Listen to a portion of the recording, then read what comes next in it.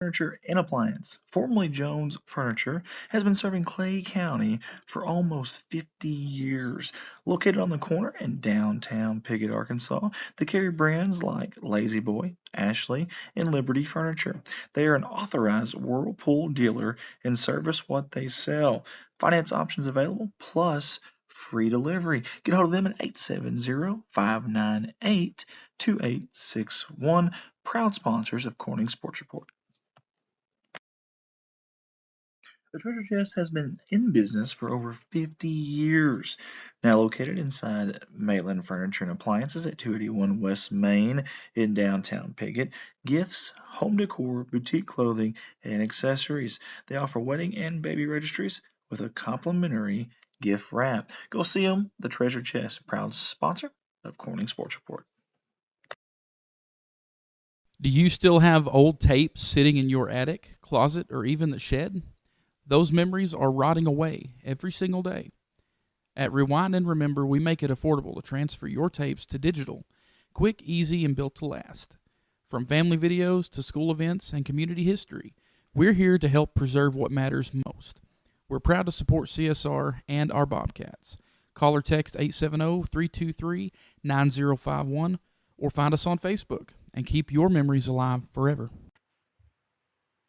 Hey, it's all reliable for us here at CSR First Choice Healthcare. Always there to help us out when we need it. And not just us, but the city of Corning, and always supporting the kids, our future here at Corning, Arkansas.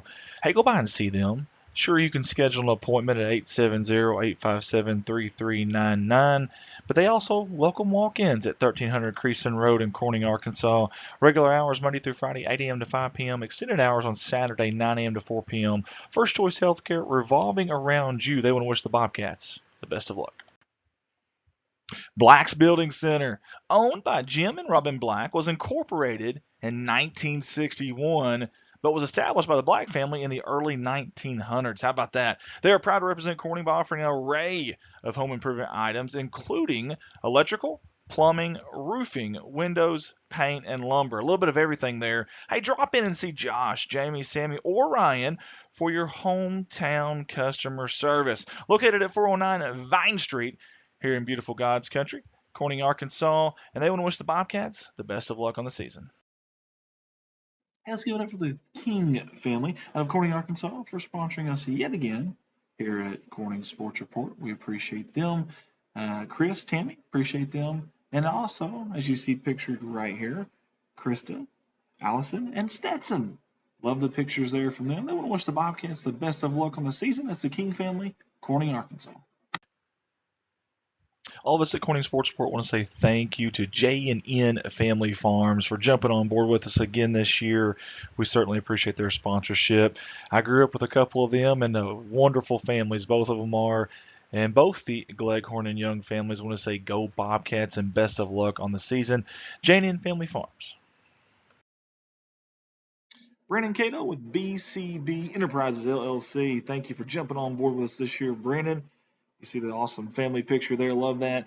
He specializes in mosquito fogging, but the man does about anything you can think of. Maybe you need something done to your home shop. Check mark. What about a swimming pool? Check mark. Any job you can think of. Estimates. He can also install those do-it-yourself mini split units. Check mark. That's the Mr. Cool brand. Just anything you can think of, this guy can probably make it happen. BCB Enterprises, 870-323-1001. Zach Brown Farms on the road to success.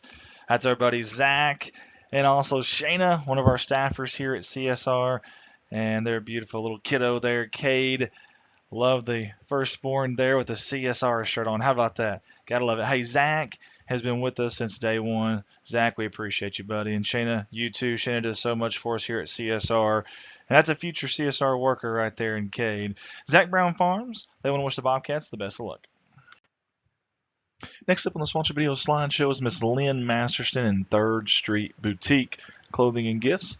They have custom t-shirts and tanning and much, much more. In fact, if you see our CSR shirts that we always wear, that is in part to Miss Lynn Masterson. We appreciate her and all that she does, not just for us at CSR, but for the city of Corning and Corning Bobcat Athletics. Go visit her, 3rd Street Boutique. She wants to wish the Bobcats the best of luck. Hey, let's all give it up for Jason Horner with Big Iron Auctions. Jason Horner's been with us here at CSR since day one, and we sincerely appreciate his unwavering support. Independent sales representative, listing equipment in Clay, Greene County in Arkansas, and Butler, Ripley County in Missouri. Get a hold of him at 870-598-4310. It's Jason Horner, Big Iron Auctions. Hey, let's give it up for our new sponsor, Mr. Jeremy Wooldridge, State Representative. Hey, he jumped on board with us here at CSR, wanted to support the community that supports him. Also wanted to jump on and help support us here at CSR. He appreciates what we do, and we appreciate him. Very big help, obviously, in our community, in our state, and we certainly appreciate him jumping on board with us here for the 2024-2025 CSR sponsorship year. This ad paid for by Jeremy Wooldridge for State Representative. This ad paid for by Jeremy Wooldridge for State Senate. Next up is Anders Excavation LLC. It's my buddy Bryden Anders jumping on board with us this year. Hey, they offer excavation, dozer, and skid steer services. And by the way, before I get too far into this, 3 different states. You see it on the graphic: Northeast Arkansas, Southeast Missouri, and West Tennessee. But also ditching, trenching, erosion control, pipe sales installation, tree removal, driveways, and much, much more. Get a hold of Bryden at 870-335-5140. Hey, we've got another familiar face on our CSR sponsorship video slideshow, and that is those young ladies right there in front of you at Hands On Learning LLC. Hands On Learning provides developmental, speech, physical, and occupational therapy to children of all ages. They even have clinics in locations such as Jonesboro, Paragould, Ash Flat, and of course, right here in good old Corning, Arkansas. You can go online at handsonlearningllc.com. Also find them on Facebook. They want to wish the Bobcats the best of luck on the season. Whether you're looking for a refreshing basic facial, a rejuvenating hydrofacial, or the ultimate anti-aging treatment, we've got you covered. Add-ons like dermaplaning, microdermabrasion, and light therapy will leave your skin glowing. Dreaming of those lashes that wow? Try our classic or volume lash extensions, or lift and tint for a natural boost. Plus, we offer brow waxing, full face waxing, spray tans, and even permanent jewelry to give you that extra sparkle. At Indulge Spa, we believe confidence starts with self-care. Come treat yourself. You deserve it. Call us today at 870-809-0229 to book your first session. And remember, go Bobcats. We've got a new one for the CSR sponsor video slideshow, and it's the Bowers family, and we sure appreciate them jumping on board with us here at CSR. And it's Bowers Farms out of Corning, Arkansas. They want to wish the Bobcats the best of luck on the season, and they've supported us not just here at CSR, but also some of the youth stuff we do, and that means a lot to us. Corning's youth always important. These folks right here are always supporting that. Let's give it up for Bowers Farms. Go Cats. You won't find 2 bigger Bobcat fans than these 2 right here. Let's give it up for the Robinson family and Robinson Farms. Big thank you to Terry and Vicki Robinson for jumping on board with us this year. They want to wish the Bobcats the best of luck on the season. Robinson Farms, go Cats. All of us at Corning Sports Sport want to say thank you to our 2 new sponsors, American Dragon and El Acapulco. Both restaurants right here in God's country, Corning, Arkansas, both right off Main Street here in Corning. American Dragon, locally owned and operated family-style restaurant with a little bit of everything. Get a hold of them at 870-631-3532. El Acapulco of Corning, family-friendly Mexican restaurant, great cost and great food. Get a hold of them, 870-857-5001. They want to wish the Bobcats the best of luck. Hey, looking for that perfect spot to park and relax? At BJ's RV Park, we combine small town charm with big time convenience. Prime location, easy access, full hookups, pet friendly, locally owned and operated. Whether you're here for a night, a weekend, or a long-term stay, BJ's RV Park makes it simple to enjoy comfort, convenience, and community. Find them at 2103 West Main Street in Corning, Arkansas. Call or text 870-219-2277. Come as guests, leave as friends. We can't wait to host you at BJ's RV Park. Let's all join in and give a shout out to RNS Aviation out of Corning, Arkansas, a new sponsor this year that jumped on board. We sure appreciate Riley and Scott George for jumping on with us and supporting not just us, but these athletes, these young men and women of Corning High School, and also the city of Corning as well. Big thanks to them. Hey, they're hoping the Bobcats this year in athletics can fly high just as they do. That's RNS Aviation out of Corning, Arkansas. Go Cats. Hey, Ballard's Auto Repair jumping on board with us again here at CSR. We appreciate them. Chris and Lonnie Ballard at Ballard's Auto Repair would like to thank their customers for all the support over the years. Ballard's is a fourth-generation family-owned business, and they are open from Monday through Friday, 8 a.m. to 5 p.m. So call Chris or call Lonnie for all of your minor auto body, mechanical repair, auto glass replacement, tire sales, and yes, they are still doing U-Haul rentals. They want to wish the Bobcats the best of luck.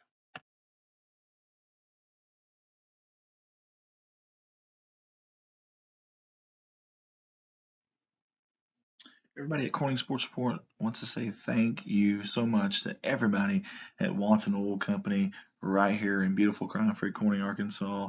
Obviously a fuel supplier here in Corning, but more than that, especially to us, they have been behind us 100% from day one, and we really, really do appreciate it.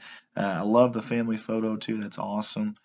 Tight-knit group there, and I see some athletes in that photo too. You can find them at 406 Southeast 1st Street, right across the tracks there in Corning, Arkansas, or get a hold of them at 870-857-6366. They want to wish the Bobcats the best of luck on the upcoming season. Let's give it up for another familiar face here with us at CSR. That's Farm Bureau Insurance out of Corning, Arkansas. This is the Michael Lindsay Agency with the manager agents of Danielle Francis and Trevor Johnson. They're wishing the Bobcats the best of luck on the season. And for all your insurance needs, get a hold of them at 870-857-6788. That's Farm Bureau Insurance. Next sponsor up, that would be B&B Well Drilling out of Peach Orchard, Arkansas. And the folks that own that, Mr. Brian Bass and Lisa Bass. Thank you so much, Brian. Good friend of mine, and always been good to me, and I appreciate him. And good athlete back in the day as well. Hey, for all your well drilling needs, get a hold of this man right here, 870-215-3808. Again, that's Brian Bass with B&B Well Drilling out of Peach Orchard, Arkansas, 870-215-3808. Good morning, Corning, and welcome to season number 5, episode number 14. We are live on location here at Legacy Equipment in beautiful crime-free Corning, Arkansas, God's country right here. Andy Earls, alongside my co-host. I'm a little loud, actually. Alongside my co-host here, Mr. Jeremy Woods. Easy on the Mr., but Mr. Jeremy Woods. How we doing, man? Doing great. Is that your ringer? I'm glad we're back. I'm glad we're back to this football. Me too. I'm excited, dude. Very excited. I'm really excited. I'll tell you one of the reasons I'm excited because we got this guy on the screen right here, Mr. Farrell Shelton, who is our head coach. So I'm excited about that too. Coach, how you doing, brother? Doing well. Doing well. Thank you for being here. I appreciate that. No problem. I've got some media buddies across the state, and now I ask them, I say, how hard is it to get the coaches to want to do these interviews and stuff? And he says, dude, we have issues all the time. He said, they just don't want to do anything. He said they don't like being on TV or hearing themselves talk. And I don't think you've ever turned us down. Well, no. Remember what I texted you the other day? He did too. The last time I did this, we got murdered. So I'm pretty superstitious.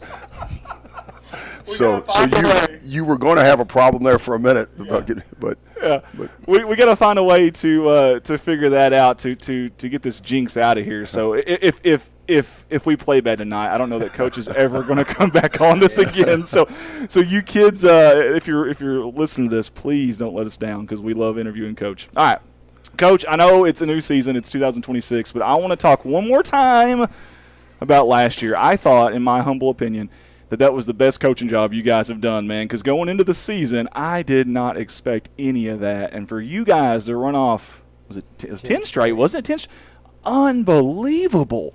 Be honest, did you see any of that happening preseason last year? Well, I think within the program, of course, you look at the teams, going into it. There was a stretch there in the middle of the year where we went Rector, Cave City, Marshall, Subiaco. And I thought that was going to be our test right there. Yeah. And when we come through that pretty clean, now, I mean, Marshall was, really tested us there. I thought, well, this team has grown. That Subiaco game, I think there was a lot of growth, there. 100%. And then, of course, what happened in the, last game. And then, like I told him, I said the last game, I said the best player in the field finally realized he was the best player on the field, and he played like the best player on the field. So, it's just hopefully within the program, that's what the kids expect to do every season. Now, we're not going to talk about the wins and losses. We just talk about the process of it. The wins and losses will be there according to what the process is, but hopefully that the kids, the younger kids understand that there's a process into this. Winning will take care of itself, and losing will take care of itself also. I love that. It's about the process, not about the results. I love that, and if you can drive that in and get these kids to truly soak that in, man, that is good stuff. Because it seems like every coach at every level, I don't care if it's high school, if it's college, if it's NFL, it seems like that is what they preach. It's the process, and I love that you're preaching that. I think it's awesome. Well, our summer, went very well. For our seventh graders, our junior high and our senior high, we have different levels of where we want you to be in our workouts, and I think we had 98% participation. That was able to get in there and hit their numbers. So they understand that's where it begins. And I think most importantly, it's just not getting there in workout conditioning. It's being around your teammates and your teammates trusting you, and they understand that when you tell them you commit to the team that yes, I'm going to be there. That's awesome. The chemistry, building that Yes, chemistry too. yes. Okay. All right. So we got last year out of the way. Okay. So let's talk about this year. So tell me about y'all's off season. Tell me about some of the things that y'all went through this off season to build up here. Obviously, the season. I know scrimmage game, not a benefit game, but to the next week's regular season opener. Tell me some of the things. Well, new schedule. We're able to go into the 2A sanction this year, so we were excited about the conference. Playing a conference, the problem came about trying to find non-conference games. Yeah. Is now that we couldn't play Rector twice. We'll play them once, but trying to find non-conference. So we're going to open up with Friendship Aspire. They are in the 2A sanction also, but they're in I believe the South. Yes. Yep. And then we're going to play Abundant Life. We'll have a week in between. Week 1 we have a bye. Week 2 we'll go to Abundant Life, and we'll play them at Jacksonville High School, a big 6A school. That's a beautiful place yes, too. Have you been yes. there? Have you seen that? I've seen it. Yes. Oh, it's nice. Coaches. You're going to love the press box, by the way. Coaches.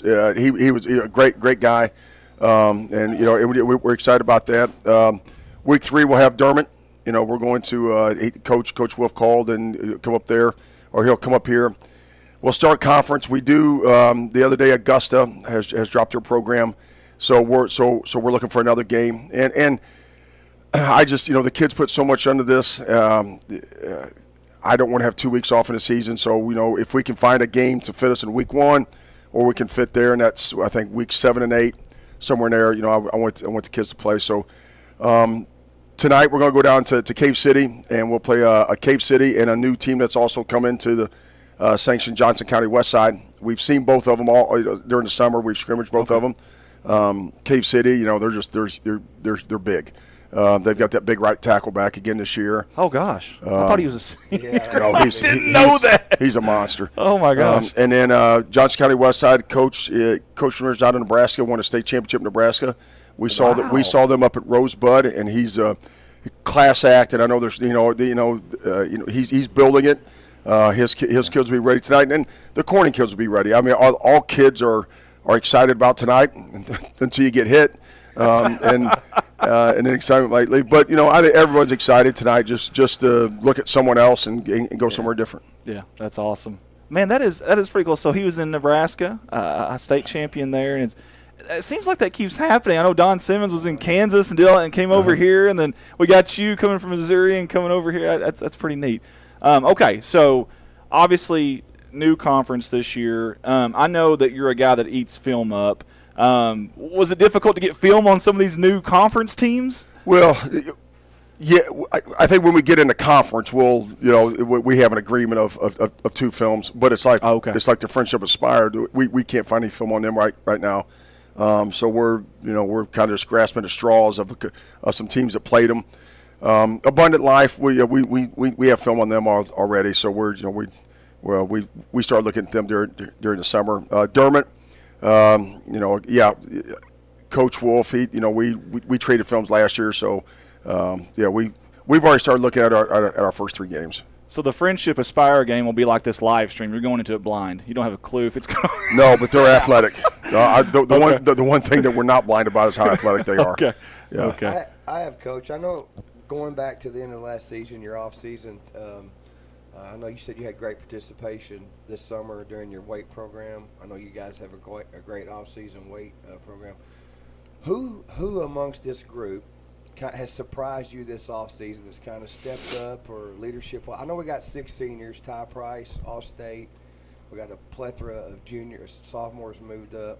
Is there anybody that's just stepped up that kind of caught you by surprise this season? That's a great question. I was just thinking about that last night. Like, you don't want to put too much attention on Ty's Ty. Yeah. And Ty's going to do what Ty does, but and sometimes I was asking him, do you really want this attention? You know him. He just wants to go. Yeah. Jeremy, it's really just been this whole senior class has surprised me. There's been some kids that have they've been in this group of seniors was my first 7th grade group. So the first full. Yes, yeah. Okay. Yeah. So just seeing those kids go and I don't want to leave a senior out, but the Connor LeGrands, the Caden Sweeney, Carson Dotson, Ty Schroeder was also in there, Jordan Trinkle, and they're also, they have just watching them mature as young men, I think has been just the surprising part, because you remember them as 7th graders, like they're never going to mature to a young man. But you just watch them, and you just watch that growth of them as a young man and responsibility. And I think for them, the realization that this is it. And it's always funny because you'll always get 1 or 2 seniors who will come back, and the thing I'll tell them is, seniors, when these games start, they fly by. It's bam, bam, bam, and then all of a sudden football's over and you're kind of on the back burner. And 2 years ago it was Seth Green. This summer I saw Bailey Leonard, and Bailey Leonard goes, Coach, I didn't understand what you said until he goes, one day I was sitting around and I go, what's missing? And he goes, oh, it's my senior year of football. Yeah. And he goes, I just missed that, being with the guys. And so for these seniors, that realization is probably getting to some of them, and I just hope they go out there and they don't waste a second. They haven't wasted a second practice. They've done everything we've asked, and whether we win or not, I think they have followed the process, and I think then that they're great kids. Braden Hollis, is another one I think of. Is just how much he has grown.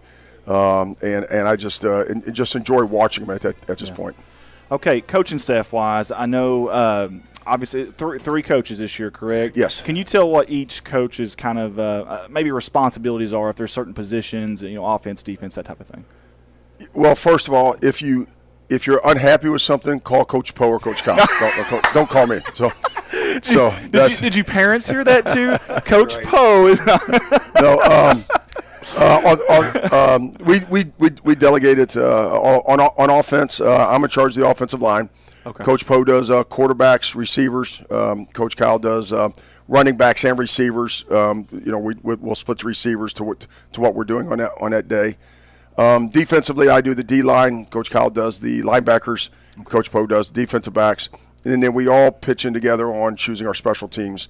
Okay. And then Coach Kyle does so much work behind the scenes of equipment and just getting things ready. Coach Poe is my computer guy. He does all of the tests. He's smart, dude. And both of them are. Computer wise, we are top notch, and it's not me. Coach Kyle and Coach Poe, they do a wonderful job. And and they're always like, hey, you got to do this, you got to get this. So they keep it running. That's good. That's awesome. Man, I have seen this program, in my opinion, has just stair-stepped, it seems like, every year. Even the last year of 11, man, we were like 2 plays away from being third in conference, and was kind of playing with Harmony Grove there at their place. But it just – you have done a heck of a job of building, like you said earlier, a culture here. When you first got here, did you ever think we would get to this point? No, there was but that first group of kids, they were awesome. The Eli's and the Ethans and Landon and those guys. Landon, yeah. They just you know, it's difficult for a coach, but it's to me, it's 5 times worse for the kids when they're going through that much change, and that's who your heart goes out for. And I'll still say this one because this one so brings chills because of the happiness of you guys the first time we beat Piggott. When we beat Piggott, and that was and football wise, it wasn't that good. And man, and when we got that lead of 7-0, I said, I'm going to coach till I drop here because we're going to do everything we can to win this game. I mean, I can tell you guys, I was to the fact that I was trying to read Don Simmons' lips to see the play call. That's awesome. To see if I could to make sure I could get us in the right call because just the excitement of what was happening, and then Rhett Eddington. The clock was running down, and I said, I looked at Rhett. I go, Rhett, we've won it, and Rhett was crying. He goes, I thought we won it, and I said we won it like that. Play clock. Yes, and he's crying. He because they didn't understand the situation, and we had milked the clock down, and then to come back, and win it again the next year, that was for the kids, and because I felt for the kids because of the change, whether I worked or not, I wanted to make sure there was something positive for the kids. I remember that night so vividly. I'll never forget that night. And you have actually, since you've been here, you have given us a lot of these really great moments. I mean, some really great moments. My personal favorite, I think, was last year's Subiaco, or maybe even 2 years at Subiaco. Both of those games, dude, unbelievable. What has been your favorite moment since you've been at Corning? Do you have a top one that kind of tops it all off? No, I think they just every game there's a moment in there. Again, I think the Piggott games. I just because that was community. Yeah. I think tonight we beat Subiaco over here. Just seeing how many people were in the crowd. I remember that. Yeah. And the Mountain View game. I know even though we lost it, we lost it down there. But golly, and not that I'm not from Corning, but being that I live here, just seeing that Coach Gray walked across and he goes, I'm embarrassed because of the crowds. Right. And Coach Gray goes, man, you guys travel well. And he was and Coach Gray has coached a long time. Yeah. And he goes, that is fantastic. So it's the football part of it, man, there've been so many plays. I think to me it's just the experiences of it. So those are experiences, and I can go back to, a lot of years, and it's the plays that come and go. It's just it's the everything that's all wrapped into one. Yeah. I want to say we've been very successful ever since you got here, Coach. But not only have you brought the town back alive for football and traveling, our 3rd, 4th, 5th, 6th grade football, that the guys we got coming out, they're excited to be Bobcats now. Yeah. And I just want to let you know we appreciate everything you've done. Another thing I was going to ask you about is our track program, how successful you've done, and in return it's spilled over into the football with we've got a lot of athletes for a small school. Well, and Jeremy, that's a great point. That's when we went to that NEA Media Day, one of the big things that I've never could understood is that when especially you get young kids, and Coach Poe and Coach Cowan and I just had this discussion yesterday about kids who when they just stick to one sport, how especially it's it does help. And the study in fact came out of the NBA, and the NBA studied themselves, so and it's a fantastic report. And Coach Poe, he in fact showed me something yesterday of a lady who did a study in the NBA about injuries. But here at a small like Corning is we've got to get these kids competing, and so. Our basketball program, top-notch baseball, and how successful that group is. So, what we got left is we put them in track. And, and our track team is 2-time conference champions. We went down to state 2 years ago, and we placed all-state in 6 events. Last year we were all-state in 5. We would have been in 7 had Nate not had an accident. You look at Nate, you say this about Nate Jansen. Nate Jansen is the 6th fastest kid in the state.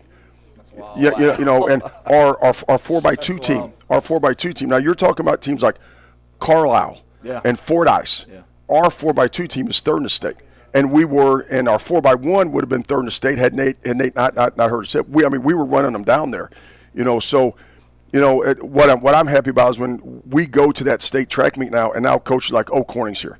Or we'll go to a 2A meet night. We go over here, we compete with Pocahontas. We'll go with West Memphis, all those big teams.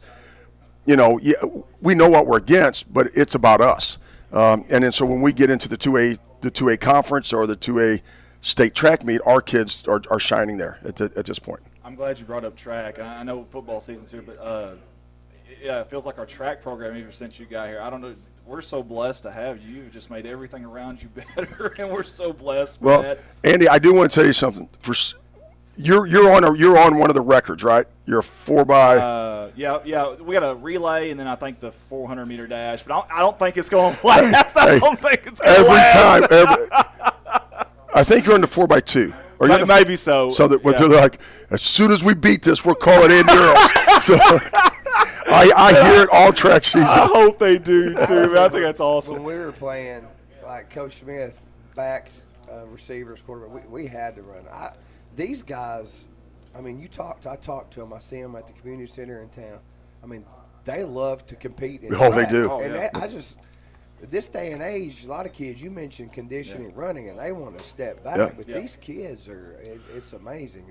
Well, and you look at you look at Conor LeGrand. Conor LeGrand has been the first leg of our 4x1 All-State 4x1, 4x2 teams the last 2 years, and we will not face a quarterback that has a speed like him this year. And then our second leg goes to Caden Sweeney. So you pick one or the other. Well, then your next leg is Braden Hollis. Yeah. And then your next leg is Nate Jansen. Yeah. So that's just 4 of them that we can get the ball, and we haven't said TJ Small yet. Yeah. We haven't said Kendon or Carson or Eli. Jagger. We've got some people that we get the ball in their hands on the outside. I mean, we're going to play some very athletic teams. I know Friendship Aspire. Brinkley will probably be. I'm sure. Brinkley will, but we won't speed wise. I'm not worried about anyone being faster than us. So I mean, to think about, you just mentioned 8 or 9 guys, relays. We've got 8 men on the field. I mean, trying to juggle to get these guys on the field. That's got to be a job in itself, right there. Yeah, and they understand. I mean, you're going to see tonight, and you'll see a lot early in the season of us going in and out of personnel real quick. We're big on the personnel changes. We're going to try to catch them. We're going to try to get our mismatches by our personnel. So we hopefully get them stuck in a defense. Where you'll really see it is if we get the ball on our hash mark, you'll really see us going in and out of formations, and we'll really up tempo them so that they can't get across, because then they can't get across the field to get to subs. So the kids understand. For example, we'll have an offensive package tonight that when a receiver catches the ball, that receiver is out, the next one's coming in, and you give the ball to the inside ref so that we can go as fast as we can go. So we're, small, so that's why I love this. So we're constantly we're going to try to create the mismatches by our tempo and our athleticism. Okay, this is probably not a question I should ask you, but I'm going to ask you anyways. In the media, we always say, man, I wonder how many years coaches got left. Do you feel as good as you ever have? Do you feel like I do. Do you feel like you got another 3 years? I don't want to put you on the spot. But yeah. Do you feel? I mean, you feel good as you ever have? Well, my friends the other day, the guys I coached with, Kirkwood, they said, yeah, how's it going and things like that, and what he got left. I said, I'm on the 10 plan. Might be 10 minutes, 10 hours, 10 days, 10 months. And so I've just been blessed. I think you hear every coach say this. When the excitement or that, and you can never describe what it is. When it is gone on game day, then I'll know it's over. But as long as it's there, and I get up and you want to enjoy being around the kids most of all. And so this year, this fall we're expecting our first grandchild. So I've already got him training. I'll get him ready to go and stuff. So, but anyway, so it's a whole family dynamics. I think plays a lot in. But I'm blessed, and we're charged up for this year. Speaking of family, do you ever come home after a game and Monica's like, man, you should have thrown the ball on third down. Does she ever throw anything out there like that? No, not Monica, but my mom does. So What were you thinking? no, Monica won't bring it up until I go, well, I shouldn't have done that, and she's like, yeah, you shouldn't have done that. That wasn't good. So, but if I find out coaching, if you really want to know how. Really not how good you are, or things you've done wrong. You ask two people: ask your mom or ask your mother-in-law. They'll let you know. Especially, I bet, yeah. I got one for you, Coach. And dating back to my nephew playing, you mentioned Landon Lucas here. I always heard about the locker room speeches of motivation, you guys, to get these guys charged up. Then you have guys like me who on Friday nights blow these guys. I try to. When these go back and watch these films, I want them to try to prep these guys up, how good they are. How do you keep, we're going back 3 state championships we've played in. Week to week, how do you keep these guys level-headed from what we're saying Friday nights about them or what they're reading in the papers or the magazines? You're coming out Hootens as you rank preseason number 1. How do you keep them focused and not have a letdown, say a team you're going to go put 50 on? That has to be – you've been doing this for a long time. Yeah, that's a good question. A lot of it goes back to the process. I think part of it also is it goes back to we're preseason because of last year. That team made those plays last year. This team didn't. Right. That team went and beat Subiaco and Subiaco.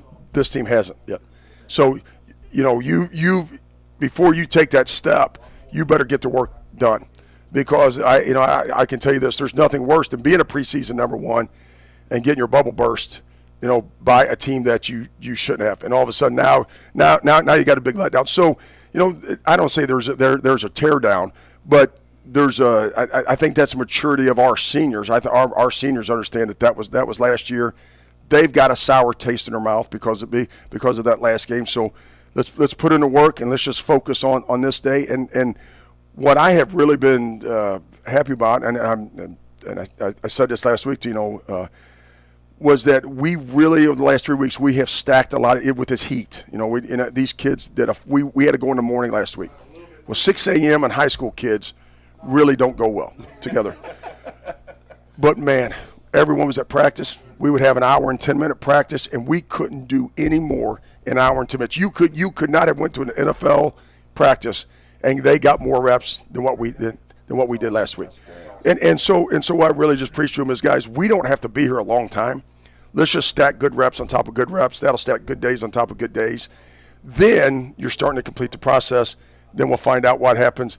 And tonight, I want them to treat it like a game, but we know there's a lot of stuff that we want to see. We're not going to call the game as if we're playing a game. I'm calling it like our first 6 plays are already scripted. We may be on the 1-yard line and doing something that people aren't going to know about. And the reason is because we need to see this now. They don't count benefit games in your record. Yeah. Right. Okay, so new conference this year, and I brought a slip because it's all different. I don't even know. So, okay, do we know? And I don't want to jinx anything, but hopefully we can get there. But do we know the process for playoffs and how many teams from each? 4. So 4 teams. Mm-hmm. Okay, so we got 3 conferences. So essentially 4 teams from each conference. Is that what you're saying? Okay. Yes. Okay. The 3 number 1s and 1 number 2 will get a bye in the first round. Okay, very good. Very good. And then that number 2 rotates every year. Yes. Yep. Okay. Gotcha. Okay. So, and of course you'll host all the way until, or if you're the higher seed, you'll host until obviously state championships Yes. will be in Little Rock. So, what I like about the 8-man is to stay on schedule. If you make it to the champ, you get a week off to prepare, which that late in the season could come in handy for you if you get any injuries. I don't know. Do you like that? Do you like? Yeah, I think yeah. I had that in Missouri, Eureka one time. They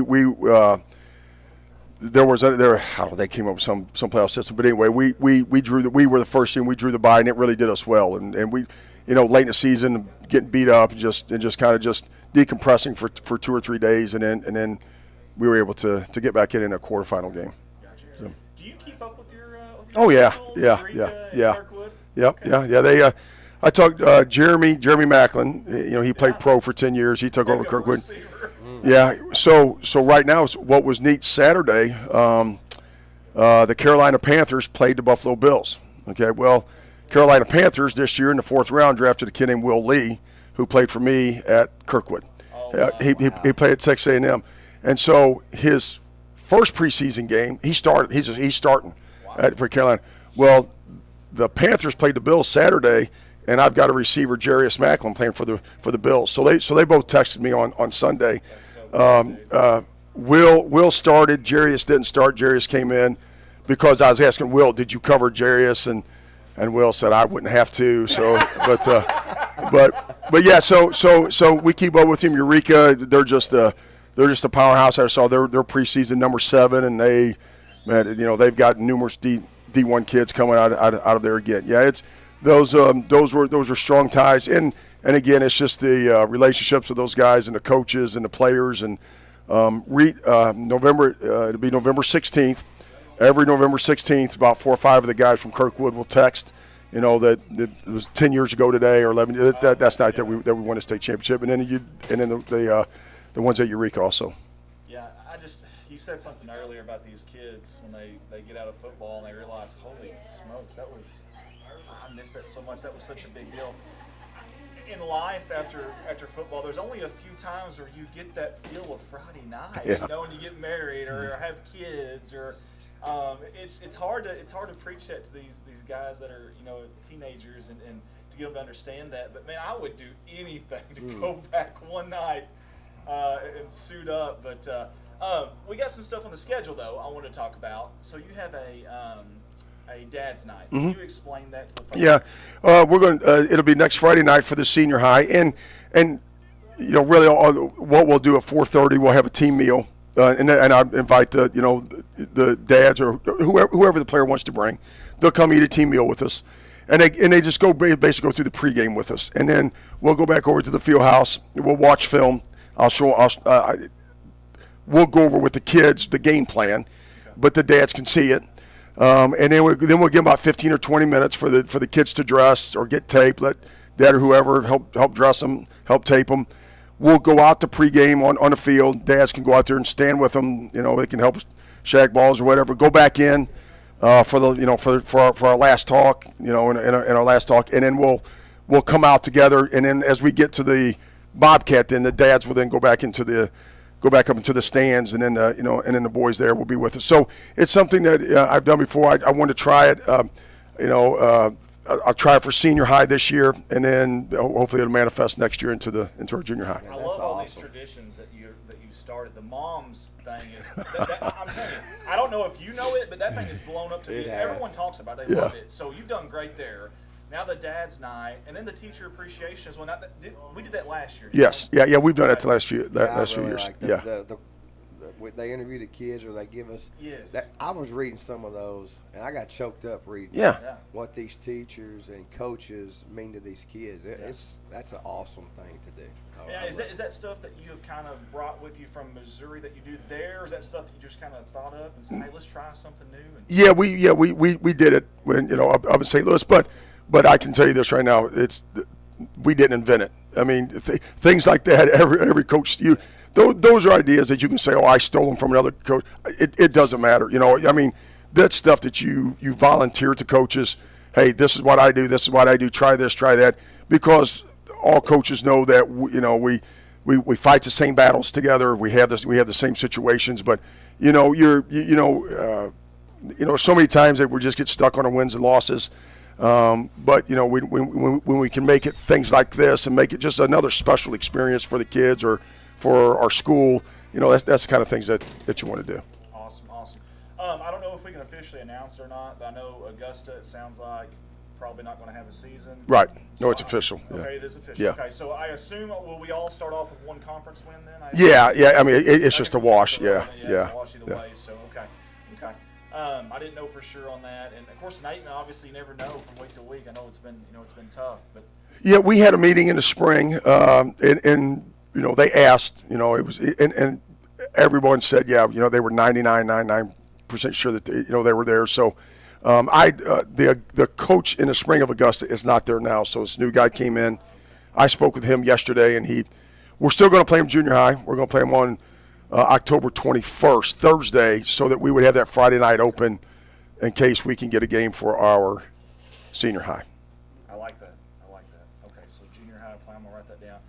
Coach, Oh, are they coming here? Or No, we have to go down there. Yep. Coach, I think we're up against the time here, but is there anything before we get off here, before we exit, anything that you'd like to mention, any shout-outs, anything you'd like to say? No, we're just excited. Hopefully we can get a big crowd down at Cave City tonight, or if not next week. And appreciate you guys. And I know the kids are excited, fired up. So hopefully tonight we can go out there and we can have some fun. Man, I tell you what, it has been a blast since you've been here. I've enjoyed every minute of it. I feel like you've brought that sense of pride back to and I know it's not just you. And I know you're a humble guy, but it's a lot because of you. So I say it every year. I'm sure there are people knocking on your door. People at home, we are blessed to have this guy. We really are. We are blessed to have this guy, a guy with your credentials, with your knowledge. Man, you can be anywhere you want, but you're right here in Corning. So thank you from all of us. Coach. Thank you, Coach. Thank you, guys. All right, guys, that's Coach Shelton, head coach Corning Bobcat football program. We'll be right back. We got a few. Are y'all ready, aren't you? I can see it. They got their game faces on. They'll be ready. Hey, get to Cave City tonight, 6 p.m. Is that when? Yes, junior high at 6 p.m. Hey, junior high and senior high, 6 p.m. tonight. Be there at Cave City, okay? Be there. All right, we'll be back. As a locally owned independent pharmacy, they are able to provide their patients with the personalized healthcare experience they deserve. Get hold of them 870-857-0551. Miss Kathy and everyone at Goodman Drug wants to wish the Bobcats the best of luck on the season.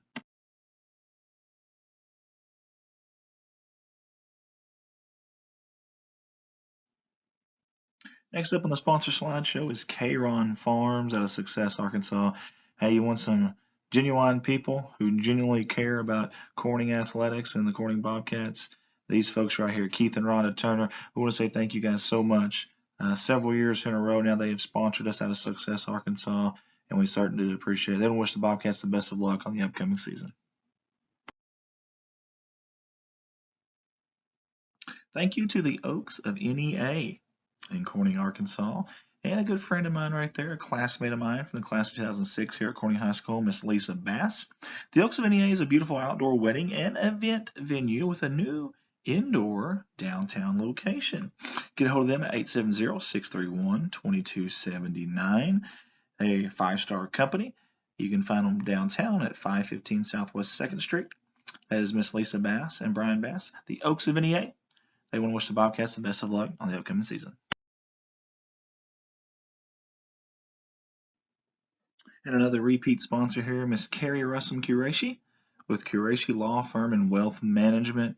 We sincerely appreciate Carrie and all the support she has given us over the years. They're helping families and small businesses owners protect their wealth and loved ones. You can get a hold of them at 870-275-4304. Again, that's 870-275-4304. We want to wish the Bobcats the best of luck on the upcoming season. Nutrien Ag Solutions. Nutrien Ag offers a wide variety of services to help out their clients in the agricultural sector, and you can find them online at nutrienagsolutions.com.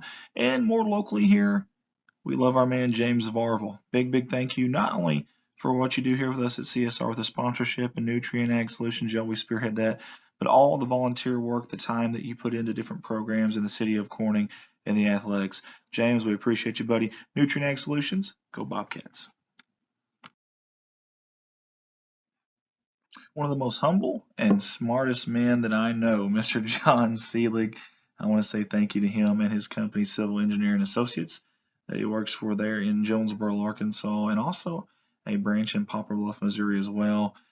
John's been great to us here at CSR. His company sponsors every year, and we can't say thank you enough. Hey, if you need to get a hold of them, though, 870-972-5316 out of Jonesboro, or maybe a little bit closer, maybe you're in the Boot Hill, you want to call the Poplar Bluff branch, 573-686-2488. That's Civil Engineering Associates. Want to wish the Bobcats the best of luck.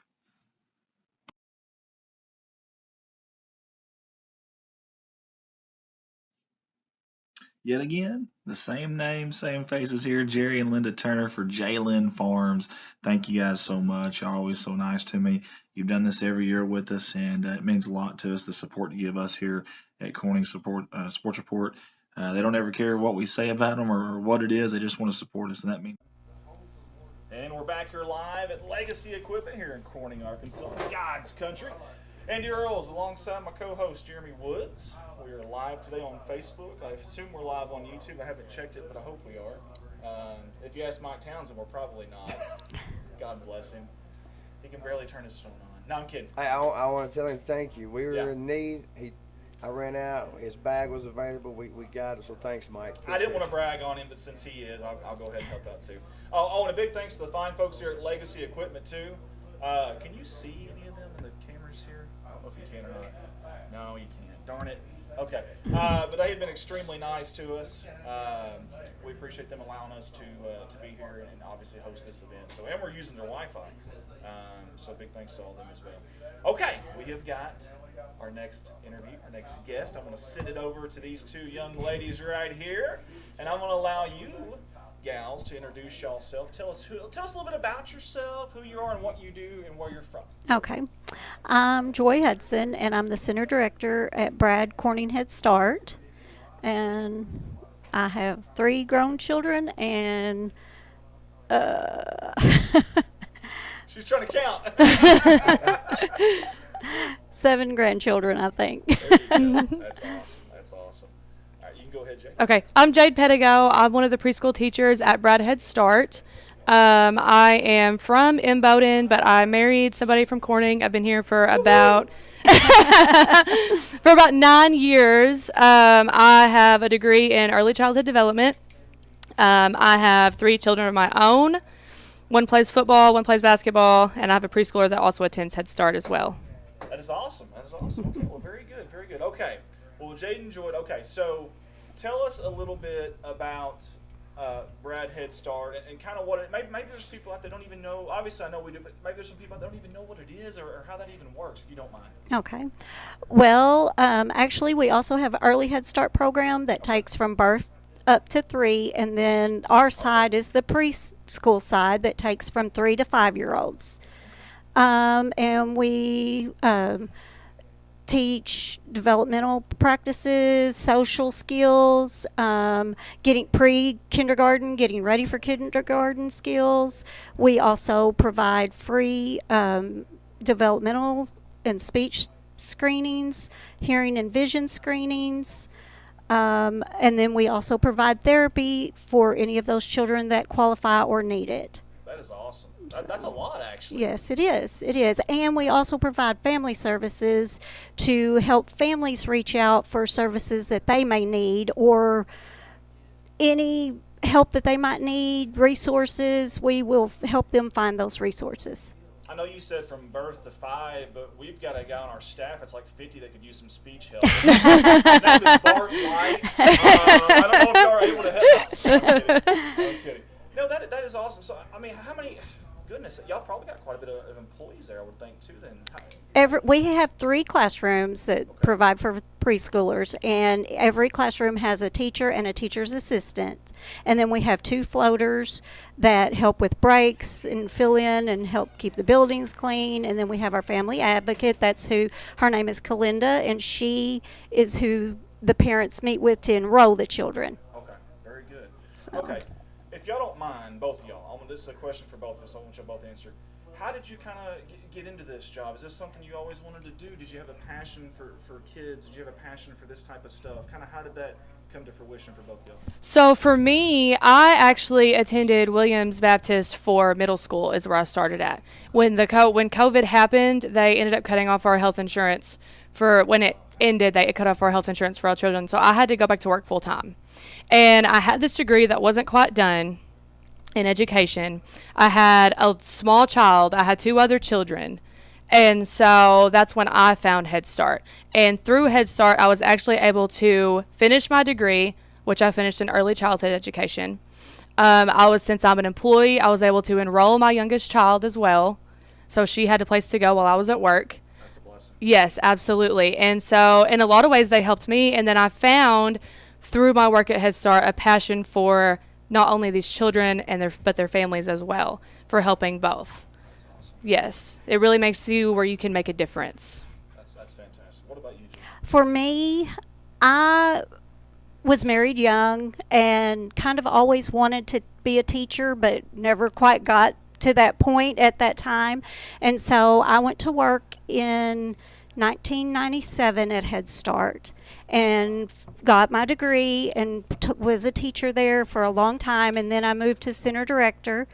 And then I left and retired for 2 years and went back. This is my third school year back as the director. She missed us. She had to come back. Couldn't get enough.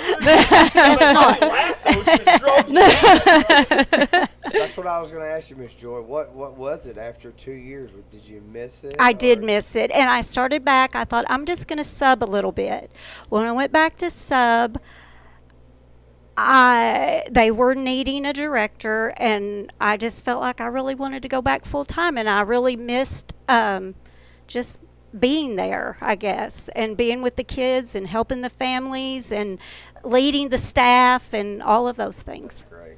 I'll start with you, Jay. Okay. I want both y'all to answer this too. Okay, what's the most rewarding part of your job in your opinion? The most rewarding part would probably be just the difference that we're able to make. So not only with the children when they come in, we get them, and a lot of times like they're freshly 3 years old, and we will have them in our classes for 2 years until they're ready for kindergarten. So you start with this, he was just two, and to watch them grow and to turn into just these little humans that are just ready for kindergarten, that are ready for school. That's really rewarding to me. And then also the families, because not all families are created equal. We don't all have the same resources. We don't all have the same backgrounds, the same setup. So when families come in and they are in need of something, I'm able to help them with that. We work very closely with those families. They're very comfortable with us. We're very comfortable with them. We're safe, judgment-free zone. And so they're able to come to us, and whether maybe it's health insurance, maybe it's food stamps, maybe it's finding their own employment, their own place to work, we're able to help them with that. And so through the process, some of these kids, when you get them from 3 to 5, not only do you watch them grow into these tiny humans that have just flourished and are just ready for school, you might see their parents in a totally different situation as well. You might watch them grow and flourish at the same time. That's fantastic. Joy, what's your most rewarding? Well, a lot of what she just said, as well as for me, when I came back, it was actually Jay's first year as a teacher in a classroom, and seeing staff grow with our program and flourish in the classroom and begin to understand and be able to make that difference for the children and their families. I've got something for you. A couple months ago, myself and some of our coworkers got the experience. We got to come in for a morning and read to the classes. And what an experience it was for me. If you're having a bad day or a bad week and you want to be uplifted, you go sit. They were climbing on me and they couldn't get close enough. Where I'm going with this, and I appreciate you guys for letting us do that because it was an awesome experience.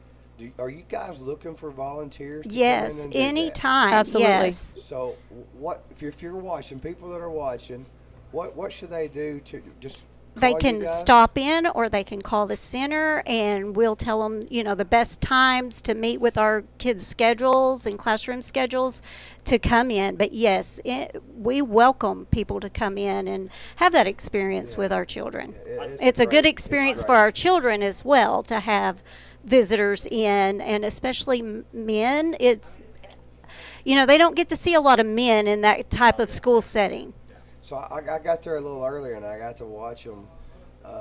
They were brushing their teeth and were washing their hands, and just the way you guys have it structured there, and to watch these, like you said, little humans.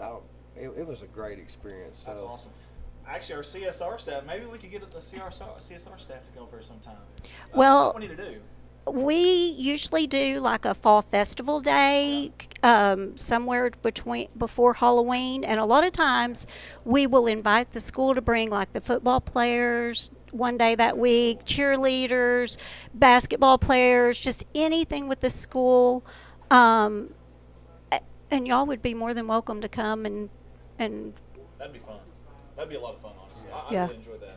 Okay, take me through. Okay, let's just hypothetically. Let's kind of ground this down. Just hypothetically. Let's say I had a 3-year-old, and man, just childcare in general was hard. Right. Not just obviously the other stuff y'all do, but and let's say I wanted to have my kid come to Brad. What's the process? What do people do to get that going? Like, how does that work for them? well, you would meet with Kalinda if they're 3. Now, if they're under 3, Dana Martin does that for the early Head Start side. But that you would go in and you'd need birth certificate, shot record, and income. But income is not your only qualifier. Sometimes you can have more income than people think you can, and there's other qualifiers. There is a long list of qualifiers that, so we help all walks of the public. It's not just, Is it? Let me ask you this. I know obviously school just started. Is it too late? Is there ever a No, deadline or a cutoff? no, there is not a deadline or a cutoff. And if we don't have openings at the time, you'll go on a waiting list because you never know when someone's going to move, And as of right now, we have a few openings. Oh, good. They're going So- fast. Yes, they are. Well, if y'all heard that at home, then okay. I know you had a question, but real quick, how do they get a hold of you? Obviously, they come by, but They can come by. The phone number is 870-857-6572. Okay. Go ahead, Jeremy. I'm sorry I cut you off, bud. No, I was just going to ask you if you ladies, want to mention the hours of operation. Do Yes. you follow the school's schedule or how? It's pretty close. Our hours during the day is 7:30 to 3, but if your work schedule meets after that, your child can stay till 4. Oh, that's awesome. Okay. So, That's a blessing too. and then a lot of our days off does meet with the school. And since we're federally funded, we are closed on every federal holiday, kind of like the post office. If the post office or bank is closed, Good we chance. are closed. Good chance you Yes. guys are closed too. Okay. Yes. Okay. Talk about like lunches and stuff. Is that something y'all do? Yes, provide, or is that we something- provide free lunch and breakfast and afternoon snack for every child. Awesome. That's a fantastic. Yes. program. Yes. It really is. I know obviously you guys got. I've seen back here y'all have the playground equipment and stuff as well. Yes. I guess there's certain times a day they get. I guess kind of like recess. Yes, they do. Each classroom gets an hour a day of playtime outside, gross motor play. Okay. Andy wants to know when nap time is. He wants to. I have Importantly, I'm hoping it's soon for us for the show. We're gonna take a quick break. Now, do y'all have a nap time? there? Yes, we do. 12 12 to 1:30. 1:30. Yes. And then they get snack at 1:45. Yes. Jade, take me through your daily routine. Like when Jade gets there, first of all, what time do you get there, and then kind of take me through your daily routine if you don't mind. Okay, yeah, awesome. So our center opens, parents come in at 7:30. I usually clock in at 7:25. And so the first thing that I do is I take my baby down to her classroom because she's in a different classroom. And I come back. So we do what's called conscious discipline. Part of conscious discipline is something called greetings. I have a board when the kids first walk in. They can either pick a hug, a high five, a smile and wave, a handshake, and there's one more. I can't remember, but they're posted. And so they come with me, and I'm like, oh, good morning, so-and-so. Do you want to come pick a greeting off of my board with me? And they're like, yeah, makes them feel special. They love it. Awesome. And so they come over, they pick a greeting. We do the greeting, and then the first thing they do when they get there is they wash their hands. We do lots of hand washing. Lots of hand washing. Yes. They're professionals. It's day, 4? And they're Yes. professional hand washers already. So they do that. I bring them to carpet time. As they come in, my assistant will take over greeting once a few kids get there. We play a few little games on carpet till about 7:45, 7:40. We clean up our carpet games. We're the Curious Cats class. Everybody has a mascot. So I'll say, okay, Curious Cats, it's time to clean up our carpet games. They clean up their carpet games. We do, which is also part of conscious discipline, it's called a Brain Start Smart. So the first thing we'll do is we sing a welcome song for preschool. We also on the carpet, we sing it together. Then we do daily affirmations. So we'll tell them, we'll say, I am smart, I am brave, I am loved, and I can do hard things. And they repeat it back and forth to me. Then we all stand up in a circle. We hold hands. We do a Brain Start Smart song where they do different little dance moves. At one point, they like give their friends a hug, stuff like that together. Wakes their brains up. We do some stretches. We do some like crossing that helps to cross the midline, get their brains ready to learn. We go to breakfast. We wash hands again. Before breakfast. Before breakfast. We go to breakfast. They eat their breakfast. We do our toothbrushing. And, of course, we have songs for toothbrushing as well. We brush our teeth. We go back to carpet. Wash your hands again. Wash our hands again. We go back to carpet. From there, we go outside for gross motor. And we call it gross motor. That's something I'm really working on with my kids right now, is getting them to say gross motor instead of playground. And we do that for an hour. We come in from there. We wash our hands again. We go back to carpet. We pass out our center management system. We have name tags, and there's signs for them to pick their centers because only so many kids go in one center at a time just to keep things safe. And so they'll get their name tags. They go to their centers. The teacher does what's called small groups during that time. So I will sit down with a small group of children, and I have a lesson planned for that day. And it could be anywhere from something social emotional, especially in the beginning, because we got to teach them to be little humans before we can teach them math, Yeah, that makes sense. Yes, so we'll start, we'll do that. It might be a reading lesson, a math lesson, something very hands-on, very like child-led discovery type deal. And then from there, I'll call different groups. We spend about 10 minutes with each group. From there, we clean up our centers. We go back to carpet. We do something called Launchpad curriculum, which is on a screen, and that's what ABC uses. So basically, that's teaching them to read. We're launching into reading.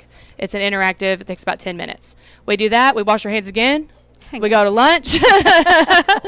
We scrape from lunch. We wash our hands again. We do a little sensory activity at the table. And usually I'll kind of turn the ceiling fan light on, get the lights kind of low, play some little music, calming music. From there, we go to nap. They nap from 12 to 1:30. We wake up. We have snack at 1:45. We do a read aloud after that kind of goes along with our daily lessons. From our read aloud, then we'll go into what I call free play. It's like some table games and stuff, manipulatives. But during that time, I will usually finish my small groups that I didn't get to earlier in the day, because there's no way I can get to all of them at once, and so I'll finish those. Also throughout the day, our carpet times are very academic. We do shared writing, we do like discussions, we do book discussions, we do rhymes, all kinds of stuff on carpet. I'm gonna tell you something. That was a lot, I know. What I like about it is you guys are extremely detailed, and sounds like you're Absolutely. very organized. Yes. Oh, absolutely. We talked about Coach Shelton and how his practices are and how organized and detailed he is. You guys are right there. Oh, you got to be. You We have have all to these be. kids to manage them and say you have to be. You have to know. You have to be prepared for anything. And I'm sorry we didn't bring any hand sanitizer. I know my hands feel gross. I've been here for 30 minutes not washing them. And I encourage anybody that wants to watch, but to see this, what you were just talking about, the discipline and detail, to see it in action, it's pretty neat thing to see 3-4-year-olds, the way they conduct the class. You guys do a great job, and it's awesome. Thank you. Thank you. The one thing I've sensed, and we haven't been talking for maybe 20 minutes, but the one thing I've sensed is y'all have a passion for this. Absolutely. Yes. You got to. It's You have- they say that teaching, especially early childhood, it's not a job, it's a calling. You always hear that in college. They tell you that all the time. Like, oh, it's not a job, it's a calling. And maybe when you first start out, you're like, yeah, okay, sure, whatever, But no, that's so true. Like, once you get into it, it's a calling. You're led to do this. You can hear it in your voice. Oh, It's just okay. pretty. You cannot leave it once you begin. No, It's yeah. just- That's why she came back from retirement. Because we tried to get away. Well, that's awesome. No, we talk about that a lot of time with, whether it's a preacher or maybe like a police officer, because, those guys aren't getting paid near enough, and those are really Right. tough jobs, but Absolutely. that's not why you do it. though. No, You're it doing is not for the money. No, no one joins early childhood for the money. Hang on. To the bosses?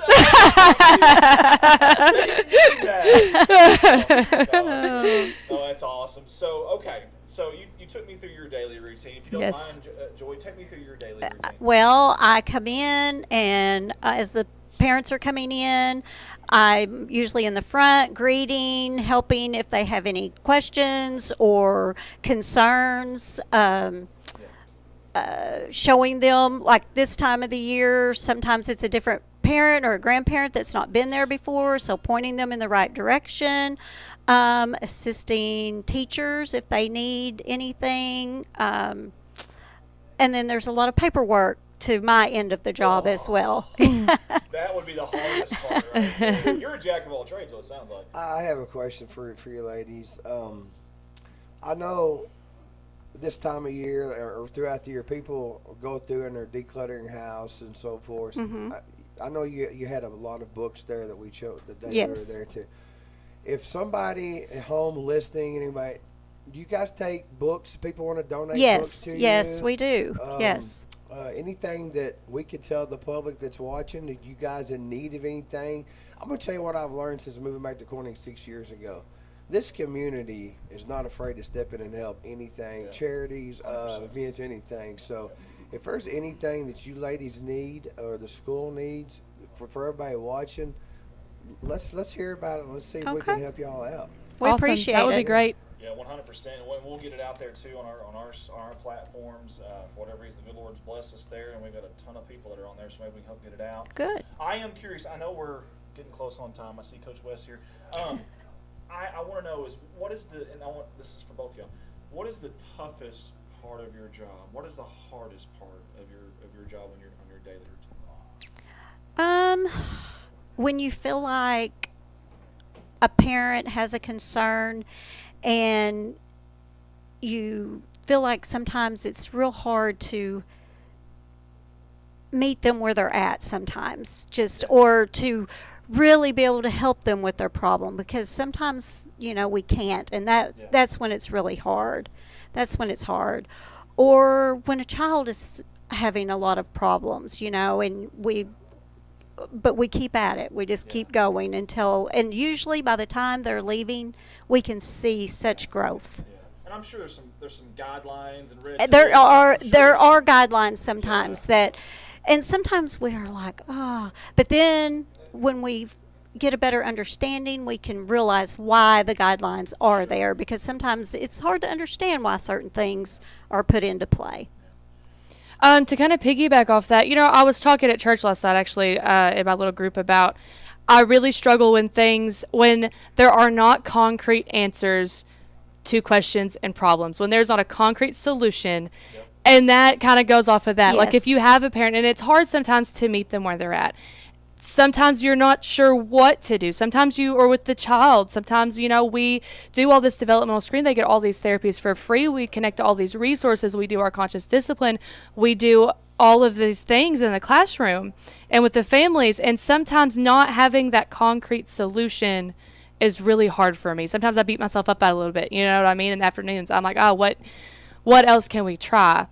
But once again, you just kind of have to keep on at it. Every day you have to wake up and you've got to try again. You got to try something new. Maybe you got to do some of your own research. You got to read a new book. You got to do something. And without fail, as the year goes on, you always see that growth and that progress. Yeah. There's no kid that walks in that door on day 1 and is the same on day 180. That's got to be rewarding too. Absolutely. Yes. Yeah, that is awesome. Okay, so y'all have a few spots left. I know we're getting yes. downtown. Yes. A few spots left. That's one of the highlights here we want to talk about. And they can reach you guys at 870-857-6572. Yes. This is from birth to 3, from 3 to 5. Yes. Yes. And there's just a few parameters there. Don't right. sound like a whole lot, just a few parameters. And it's free childcare. Yes. And in a world when childcare is crazy expensive, this is free childcare. And it's quality childcare. I was just going to say, yes. I think it's so much more than it is more than just childcare. Yes. Realize. I got a whole new respect for you. Oh, yeah. I think that people don't realize that. Like, we're a whole school readiness preschool program. We follow state standards. We have used what's called creative curriculum. So it follows state standards and it's all the things they need to get ready for kindergarten at school. Another thing that a lot of folks are like, I don't want to go fill all the paperwork out. Just from experience that I've heard from parents. Joy will do it all for you. Well, not Joy. That's Kalinda's. Family advocate. Our family advocate takes care of that. Kalinda, I know Miss Tina White, Miss yes. Martin, Miss Joy, Jack. don't be afraid to go, because Yeah. I know they will walk Oh, you we through and do, sit down yes. and do that Yeah. with you guys. So I encourage you, if you've Well- got, and you're kind of low right now. You're looking for some spots. So, Yes, we have a few Mhm. spots, and we need to get them filled. Yes, we do. Well, y'all shirts say "Helping Little Minds Grow." I think it's spot on. You guys are doing a phenomenal job. Keep up the great work, and I'm gonna be honest with you, this community needs y'all. We don't Absolutely. It's not Yes. well, actually, it's not a want or a need; it's a have to have. We have Yes, to have Absolutely. it, yes. for real. And so that is big time. So if you folks out there, if you got a from an infant to a 5-year-old, you have got an option in our community, and it's thanks to these to many workers, but especially these two ladies here as well. So okay, we always allow the guest to get one more word in, kind of get the last word in. Any shout outs that you want to give or anything you want to say here before we get off here? Well, we were told to say one thing. Oh no. Oh no. What's up, Charles? Oh, are you serious? That's my last word. What's up, Charles? I bet that was Tina or Dana. No, No, it wasn't. That was Desi. Yes, it was. I thought about opening with You got that. it coming, I won't forget that. I will forget that. Unbelievable. I can't go a whole day now without somebody calling me Chuck or it just. I should have said Chuck. I didn't know about Chuck. You No, gave we me didn't know another Chuck. one. We didn't know Chuck. I think my parents hated me when I was born. Like, it's too smart to be me. Oh, Okay, goodness. anything else you want to say besides verbal jabs at me? Okay. If you have a child that is birth to 5 years old, come enroll your child. You won't Bring regret him it. to us. Okay. Yes. Anything you want to? Yes, actually. So I know we've seen a lot of stuff recently. We got time. We got time. Okay, about Congress and with Head Start and Yes. things that's happening with Head Start. Contact your representatives, your That's state right. representatives. Let them know that this isn't a want or a need; it's a have to have. Yeah. Let them know how important this work is. Great point. That the standards is what makes this program so great. And if Yes. they remove the standards, it's going to be left to the states. There will necessarily not be 2 people in a classroom, and the numbers will increase. Some states, Per the child. numbers might skyrocket for how many kids can be in one classroom. Yes. And to keep this level of quality, Yes, we yes. need these standards. Yeah, the math isn't math. Right. Yes. Right. Okay. Well, if anybody knows, it's y'all. I won't pretend to know anything on that. So if anybody knows, y'all are living it every day. Yes. Yes, absolutely. Well, hey, Joy, Jade, thank y'all. Thank y'all for coming on. I know it's not Thank easy. you so much. Yes, thank you for inviting us. Well, we say this all the time. It's not easy for people to get on a headset with equipment in front of you and cameras pointing at you. There's so many people watching, but y'all both did. They act like they've done it Thank before. you. Yeah. I'm loving this. I'm loving this. You know, Bart White may be out the door. Yeah. And I want to reiterate, don't hesitate throughout the year. If something comes up, Yeah, if seriously, there's an messages, event that you yeah. got going on Okay. that you like, or if in need, Okay. reach out to us. We'll get it mentioned on there for you later. All right. We Awesome. appreciate it. Thank you so Thank you. much. Thank you. Helping all. little minds grow. We'll be back. We're going to keep growing this episode of Good Morning Call. Lynn Farms, Jerry Lynn and Turner. They want to say, "Go Cats, go!"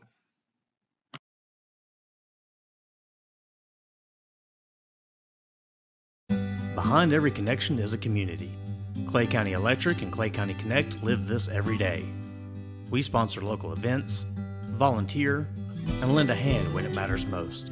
Like Cast for Kids, helping children reel in moments they'll never forget. We're there on Friday nights, and alongside the local businesses that help keep this community moving. Power, internet, and a whole lot more. Clay County Electric and Clay County Connect, committed to community. Hey Bobcat Nation, this is Eric Leonard with Leonard's Paintless Dent and Windshield Repair. Give me a call for all of your auto glass needs. I am mobile and have proudly served all of Clay County and the surrounding areas for the past 3 years. I bill all insurance and I'm registered with the Auto Glass Safety Council. When a need comes for a rock chip repair or a full windshield replacement, give me a call. Quotes are always free. 870-323-0141. And as always, go Bobcats. Next up on our sponsor video slideshow is our buddy Logan Carpenter and his company Summit Roofing and Restoration. For all your commercial and residential roofing and restoration needs, get a hold of Logan at 870-340-7009. They have financing available. And he wants to wish those Bobcats the best of luck on the season. Baptist Church in Corning, Arkansas is a church that strives to love God, His Word, people, and families. Located at 316 Craft Street, the church offers opportunities for all ages to worship and grow spiritually. Sunday morning Bible study for all ages is at 9:45 in the morning, and worship service is at 10:45 a.m. Sunday evening worship service is at 6 p.m. And then Wednesday nights, they're focused on ministering to Calvary kids, pre-K through 6th grade, and the Calvary youth, 7th through 12th grade. And that begins at 6:30 p.m. every Wednesday night. Hey, visit Calvary on the web at www.calvarycorning.org, or you can find them on Facebook, and get this, they even have a YouTube channel. Calvary would love to have you and your family come worship. Energy Infusion Center, downtown Corning, Arkansas. Great friends of ours, and more importantly, great people in our community. That's Miss Debbie and Bud Hill, who have always supported us here at CSR, except this time with a little different twist. That's right. The Energy Infusion Center is such a unique place is the right word. Only one of 500 in the world. You heard that right. Only one of 500 in the world on the planet Earth, on our globe. And we've got one right here in God's country, Corning, Arkansas. Holds up to 12 people per night. Guys, that's a lot. Take your whole family if you want to. In fact, it's only $150 to spend those 12 hours overnight. How about that? That's cheaper than most hotels, guys. Plus, the important stuff, you're getting the healing factors that your body really needs. I love this idea. In fact, some of our Bobcat athletes that you are watching right now in this live stream went there to help heal their bodies after games. Downtown Corning, Arkansas, at Debbie Rose Massage, it is Energy Infusion Center. Reach them at 573-480-7819, and they're wishing the Bobcats the best of luck. Rob Chandler for Clay County Judge. Rob believes that we're at a pivotal time here in Clay County, and that under the right leadership, we can look ahead to a bright future. One county, one future. That's Rob Chandler for Clay County Judge. Again, this ad paid for by Rob Chandler for Clay County Judge. For 85 years, Clay County Electric has powered our community with a legacy of excellent service. And now you get power and connectivity with the same great service you've come to expect. Clay County Connect brings the world to your fingertips with reliable, affordable, high-speed broadband internet. The best part? You get the same great local service that has defined us for decades. To learn more on how we can best serve you, visit us online or call 870-857-3521. This is a political ad paid for by Jeremy Woods.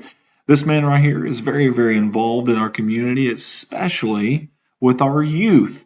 And he'd like you to vote for him, Jeremy Woods, Corning School Board District Position number 1. His slogan, working for our children, and I truly believe him when he says that. Again, this is a political ad paid for by Jeremy Woods. Malone Custom Designs has a new spot downtown, and we'd love for you to come by. With our laser engraving machines, we can personalize almost any gift in our store. We do caps, knives, keychains, tumblers, stickers, decals, business cards, banners, and more.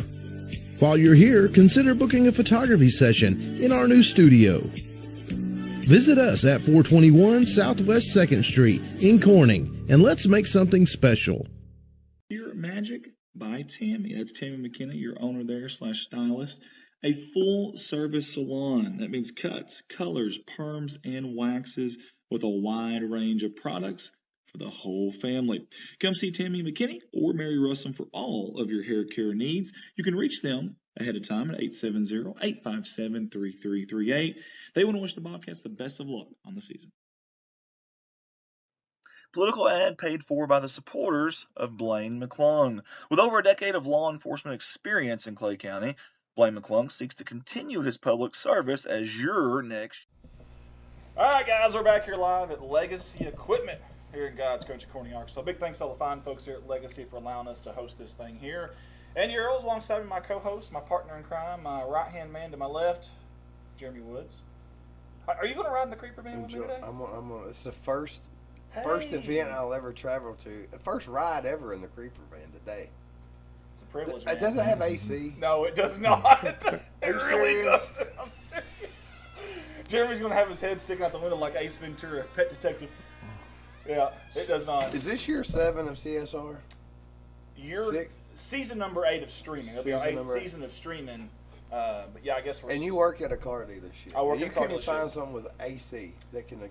This thing was $3,500 on the side of the road in Pollard. So here's how this all started. Ask Mike if we can use his new van. I bet it has AC. I bet it does, actually.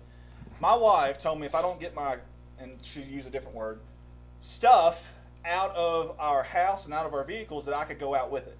So I don't Sounds like my wife. There you go. So I didn't want to spend a whole lot of money, and I was driving through Pollard one day, obvious. and there was this creepy looking van sitting on the side of the road. It said $3,500. I said, that's it. I stopped. I bought a van that day with no intention of buying it. And I got it home, and Heather, and you can see the look on her face. She's like, "What have you done? What is that?" And she will not drive it. She will not drive it. But I'll tell you, it's famous here in Corning because I can't drive in Corning without people honking at me. And we've traveled all the way to Indiana, and you have Yeah. that thing. Yeah. It's awesome. Had a big lift in the back of it and a wheelchair and all that stuff, so it's like a high rise. We could camp out of that thing, honestly. You can do it, and you can tell us about it. I don't understand. All right, we got our next guest up, Mr. Wesley Couch. Coach, all right, so this is your first year with tennis. First of all, are you excited, nervous, a little bit of both? Yes, and yes. We play Tuesday, so we've been going, we're practicing. It got so hot last week. I took them in the community center and went in the racquetball room, and we did some practice there and hitting. I got 16 kids, 6 girls, 10 boys. There's over half of them are freshmen and sophomore, so this is the biggest number they said they've had in a while. I was going to say that, yeah. And there's some good athletes. You know, you got Jake Veneta and Jaden Woodard coming back playing doubles. They were pretty good from last year. And then you got Bennett and Max, and then you got Mox and Frank. Yeah. Frank's pretty good. Then I got Cable Manette and Chase Woods, Philip Nipper, Landon Bounds, Ellie Day, Sawyer Wright, Mabry Thompson, Lily Allen, and Kylie George. Those are all young. And Abby Young, she's pretty good too. Those long legs. Stretch. Yeah, long. She can just sit in the middle. 2 steps? I was going to say 2 steps. And It's like ping pong for her. So you mentioned the freshman girls, and no clue that my daughter, she comes home this before school is in, and she goes, "I think I'm going to play tennis." My first question is, okay, who of your friends are playing too? And then you just named off. I think you got a package deal when they come Yeah, on. it sounds like it. It sounds like it. Yeah, they all decided. Hey, though, but for real, to have 16 out your first year, that's pretty daggone good. Because I don't ever remember us having that many.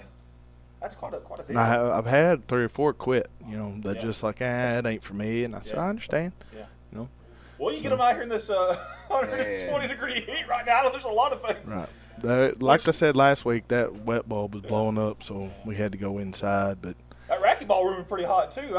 Since you mentioned that, Coach, this has been on my mind for the last week.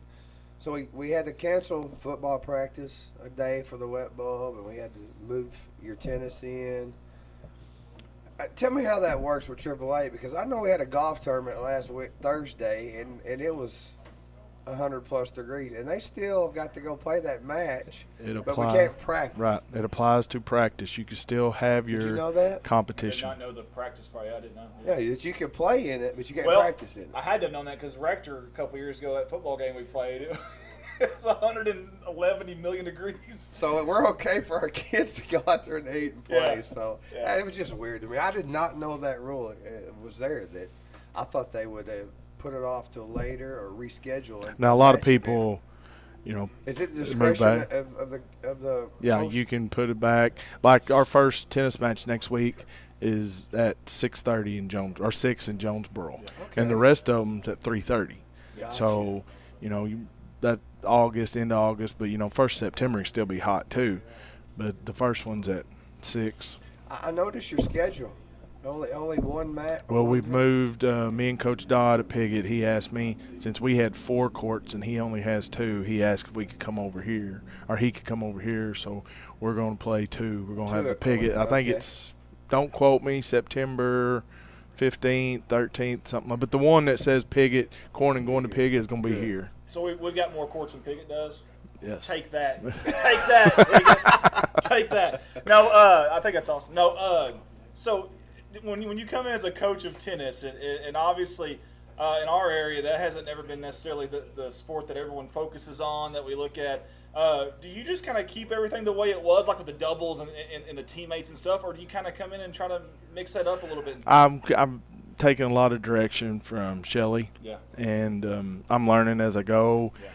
But the kids will tell you, and I told them in the beginning, I'm gonna let you have a little say so and who you want to play with, and then as we go, I see who's going to give us our best shot at district to try to advance. Then I'm going to make the decision. I may not let you play. I'll let you play with your buddy because they'll play 2 and sometimes 3 when we go somewhere, so they'll have a chance to play. But when it start getting down to the end and get serious, I'm going to put our best together. Now, when you go to during regular season play, can they do both doubles and singles? Yes. Or you have to, but once you get into the district, it's just one or the other. Like, I remember hearing that last like year. Jake and Jaden can go and play like somebody's number 1 in doubles, and then later on in the day, Jake and Jaden both could play a singles match if they wanted to. But at district, state, you gotta whatever horse you pick, you gotta ride it. Gotcha.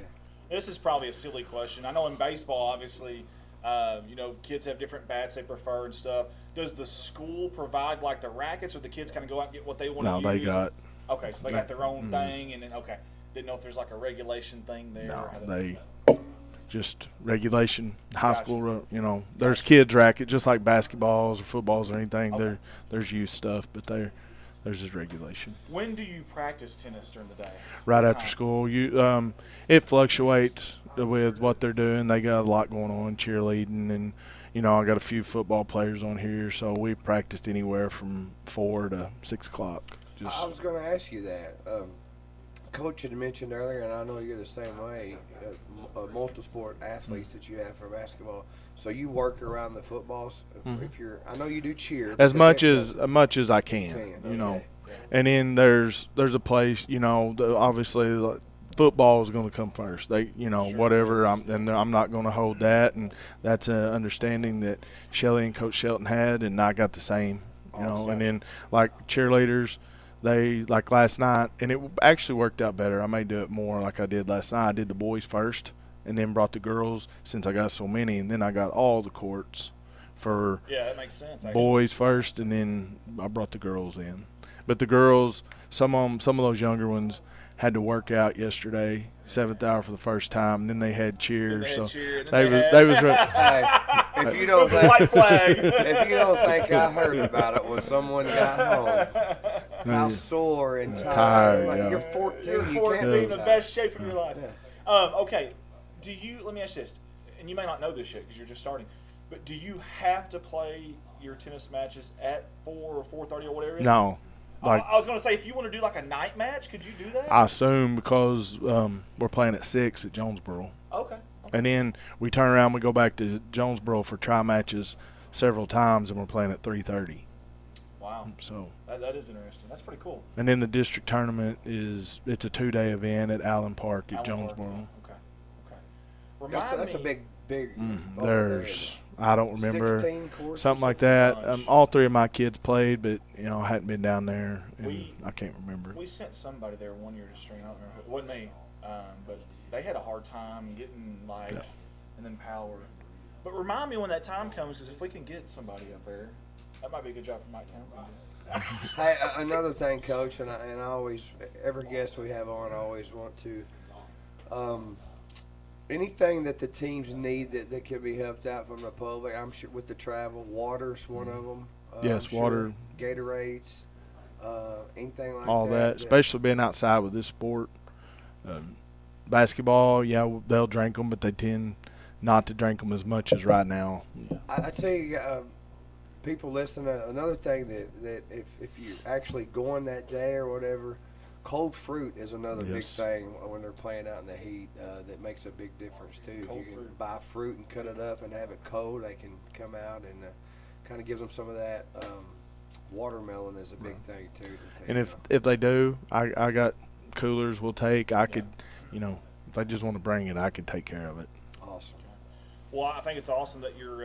I'm sure this is, like a lot of people in our area. Anytime you're coaching tennis, it's probably stepping out of your comfort zone, if I had to guess. And that's awesome that you're taking this head on, because if not, we had to find somebody to fill that gap. You know, It's there's a few comparisons about coaching it, but it's Coach West, the basketball coach, is not Coach West, the tennis coach. You see, like McEnroe over there throwing something. That's what I told Bennett yesterday. Well- I said, "Can you imagine how I'd be acting right now if we was in basketball practice?" He goes, "No, Yeah, no, I can't. no, we wouldn't be acting like this." That is awesome, dude. Okay, so all right, remind me again. Your first match is Tuesday, and that's at Jonesboro. Jonesboro. Okay, what time does it start? 6:00 versus EPC and CRA tri-match. I was just going to say, what do we know about our conference? Riverside. Riverside's the one. Okay. So Riverside's good. EPC's good. Is it same conference people we have in sports, or is there Pretty somebody in much. There's there? a few like CRA. Okay. And you know, because there's not as many that play tennis. Tennis is, yeah. I mean, honestly, we're kind of fortunate here at Corning to have as many sports as we do. Honestly, you sit there and think about it. I mean, not every school has golf. Not every school has tennis. We've got trap shooting options in Corning that we're about to hear about too. Yeah, that's awesome, man. Okay, I don't want to take away from tennis. I don't want to do that at all. But I want to shift to basketball. Obviously, this year going to have the same scenario, I assume, as last year with all of our home games away from obviously home. Do we have a rough idea yet of where that's going to be at? Williams. We're going back to Williams. Okay. Same setup as last year. I met with them. We couldn't get together, so we moved Jason Saturday, and I met with the AD while we was there, kind of two birds with one stone. Awesome. And working on that. And they're in transition. They got a new AD as well, so we're working. Coach Abernathy was around last year. He's the interim this year, so I like him. it's smooth transition, same setups we had last year. One thing, Coach, that I've noticed since we moved to sanction 8-man, the way the playoffs work, it could affect our first three weeks of basketball. Yes, correct? if they, and I'm planning for this, if they go to the championship December 3rd, right, that is the week of the Williams Baptist. So it could be the second week in December before we play. And I don't even have anything scheduled this year for the first 2 weeks in November. I did schedule a game the week before Thanksgiving just in case, because if some injuries or something crazy happened, I didn't want to be sitting out there all November and not have anything, because I can move it. It's a lot easier, and I can find something at that time. Now, with that being said, and I know Coach Barrage is, you still with the girls? No. Will the girls start their season Yes. on time? Okay, Yes. that's what I was asking. And we will probably tag along 7th grade boys and play some games like Good. that, and That's awesome. because we're going to have them. Yeah. And That's good, because I know, especially with you doing double duty the last couple of years, that's been tough. Right. And scheduling 7th grade, having to leave so early, that's good to hear that we're going to try to get some more games in for those. You wear yourself out doing double duty, and then this year you decided to take tennis off. What were you thinking? it ain't nowhere near the same, man. I bet Jay Adam was thrilled when you said I want to take on. She knew before anybody. Okay. She knew it was coming before anybody. Hey, we've talked about Coach doing this double duty for the last couple of years, but she needs a little credit too. No, absolutely. Because That's I gotta know be tough from on her too. Yeah. from November to the end. I mean, she's there recording, doing, but that cuts in a lot of your time. She's just as a part of it though. Yes. She's just as in it. She, you know? if she ain't at my game, she's gone to watch Jason somewhere. Yeah. She's a gym rat too. I was gonna say, I think she really enjoys it. She You does. can tell. She does. Yeah. But no, kudos to you, man, for taking on so much. When you obviously, I'm sure you didn't have to do all that. You just chose to do all that and try to help out and fill voids. And I respect that a lot, man. That's awesome. Thank you. Okay, so it's got to be tough on you, like you said, scheduling lines. Obviously, we don't want to assume anything, but we think our football team is going to be good enough to get a pretty far distance. Do you think? Do we hang on to the Williams Baptist tournament right up to the very end, or is it something that they need to know earlier than that? That was one of the first things we talked about Saturday. We have a plan in place, and we're gonna go as is, and then make adjustments when we need to. Well, that's cool. That's good Abernathy, and then we'll allow that. So, as of now, we're in, Okay. and then if it gets there, we've got a plan. Okay. So. I don't want to speak. I don't want you to speak, I guess, for Coach Barajas or anything. But are the girls going to be in the Williams Baptist, or do we? Yes. They Yes. are? Okay. I worked that deal out Saturday as well. Okay. They're going to fix the schedule so they can play regardless. They will not play on that Thursday night if we're fortunate enough to play there. So they'll play earlier in the week, Okay. and then that's. I don't know done. if it was it last year or the year before? Salem had that issue. Last year. Was it last Yep. year? Last Yeah, I don't know year. if you remember that or not, but Salem had that issue, and so that's good that you're. I wanted to be way up front since they're been so good to us and letting us. I wanted to plan now, Yeah. so I didn't spring nothing on them because we're playing. I mean, their house is our house this year again, so I wanted to be total transparent and have a plan in place way early. It sounds like you got your ducks in a row. You did well, and it sounds like that Saturday trip was very productive. Is what it sounds like. Okay, now tell me a little bit about Jay. So going to Williams Baptist this year. Yep, he's playing on varsity. He's already loving it. That's good. He worked out some all summer with them and moved him in Saturday, and they can't start practice till the 15th. I think he said they're going to lift some weights and start that. He's just getting rolling, but he loves it. That's all. Well, Jace, we're proud of you, brother. We're proud of you, I've man. seen him Seriously. all summer up at the community center. Of course, you're not going to outwork that young Never. man at all, but Never.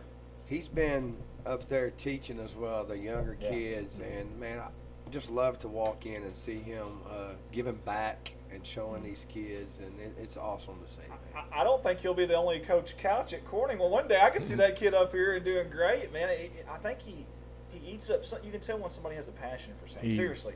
And he has a passion for basketball. Well, he took these young men this summer, the Raptors program, and they played a lot of ball this summer. And 65 won a couple tournaments, finished second in a few. I mean, He did them like I did for him and his buddy, and they played and played and played. And he even had a 6th grade team early, but they got together a little bit later, and some of them already had commitments. And then at that age, baseball. And so, but he had a good little 6th grade team too. Let me think about that. I'm sorry to interrupt, but what is he, 21? 20. 20. Most 20-year-olds.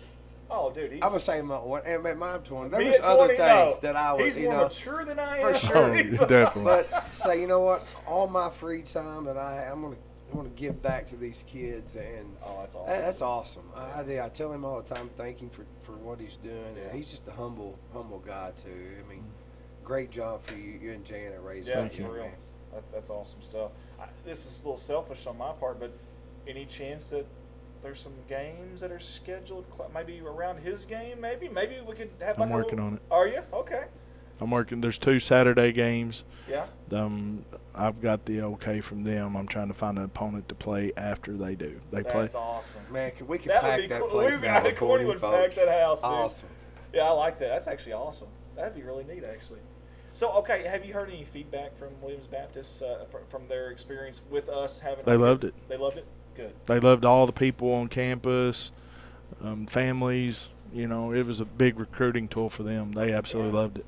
I was just gonna say that can only help them, I would think, because you want these kids to take official visits to your campus. Well, golly, you got people on your Every night. once a week, 2 times a week at home games, and Because the end, middle of January, all till the end with the snow and stuff, we was there every night. it's true, yeah. Well, I say 4 nights a week, and then the revenue they got, because us Corning folks like to eat, and we found the Not just a concession stand, but somebody found you go down the hall. They make some good food over there, so that's also helping them out. So yeah, heck yeah.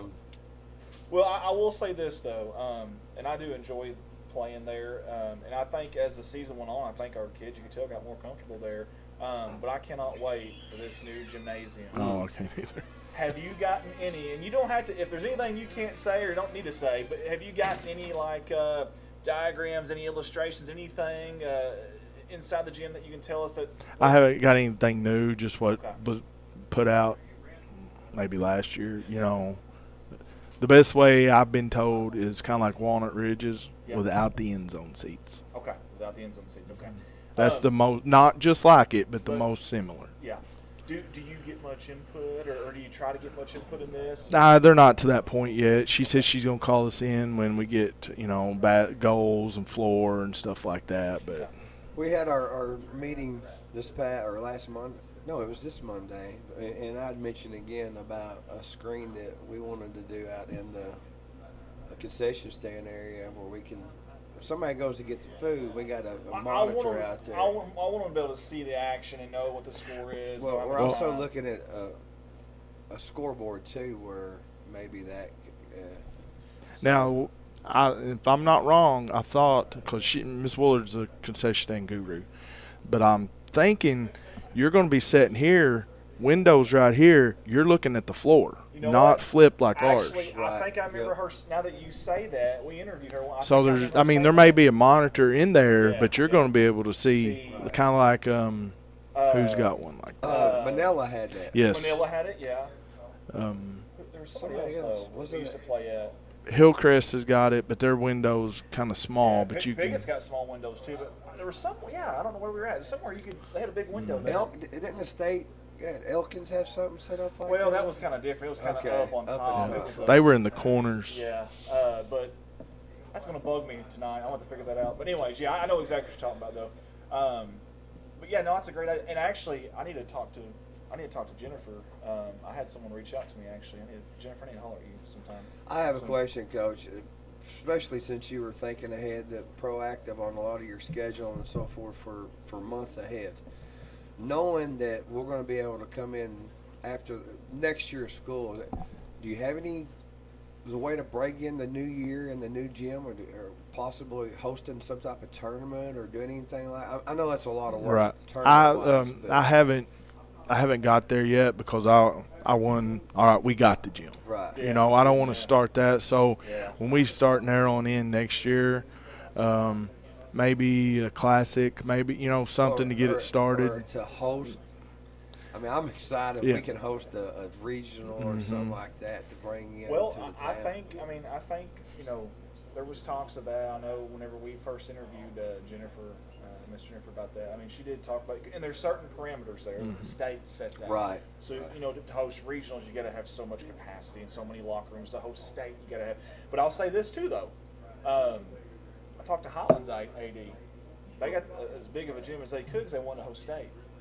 He says, dude, he said, I wish I'd never done that. Too big? Well, that's what he said. He said, dude, we'll have rivalry games on a regular season night with a really good crowd. But when you look up in the stands, it looks empty. But you also think the 4A parameters are bigger than the 2A. The 2A parameters as well, yes. You know, you can be big enough to host a 2A, but not big enough to host a 3, 4, 5. Yeah, bingo. Yeah, I don't know. I'm excited, man. I can't wait. I can't wait to see this thing. I can't wait to get to be streaming in there, see our games in there. I don't know. It's just exciting. And now that we're seeing visual, you know, uplifting of beams and the structure up, it's just awesome. Now everyone's getting excited. Now everyone's talking about it. Year 2 of not having a home gym and traveling. What have you learned from last year that you're implementing this year to try to make it a little easier, not just for the kids and the travel, but for yourself as well? I mean, you don't have an office in there like you do. I mean, breaking down film. But there's my office. My car. That vehicle, yeah. Is a lot of your film breakdown now at home? Some yes. I have laptop where I'm moving around during the day. So but a lot of it. One thing that you've learned last year about, hey, I got to do this different because to the basketball part, we've got just to shoot more because our shooting percentage as a whole is down from what it was. The only drawback from that court is there's 3 3-point lines, and just subconsciously they're getting behind the men's 3, so that's playing into it. But just they don't get to come in the mornings. They don't get to come in at lunch. Exactly what I was gonna say. Yes. You know, they don't get to come in after school unless, you know, you go to the community. Now they go to the community center, but you know as well as I do, it's not the same when coach is not there. Yeah. I want to tell you something because I can't remember who I talked to last year. I'm trying to think who it was. Anyways, whoever I talked to, I said, how often would you get in here and shoot? He started adding up. I said, dang, that's a lot of time. I said, how many shots is that? Dude, it could be 300, 500 shots a day. A day that you don't have now. If, like Coach Murray's driver's ed class, those kids have to be watched while he's driving. Sure. So my basketball players, when they would come to me, before I'd let them, like if y'all two came, before I let y'all play one-on-one, y'all had to shoot, and sometimes I'd say make 50 free throws before you could do that. Yeah. And if there was 4 of them, 6 of them, before they could play 2-on-2, 3-on-3, whatever, I made them shoot. Sometimes I made them get on the Vertimax before they, you know. So I was using that when they were coming through.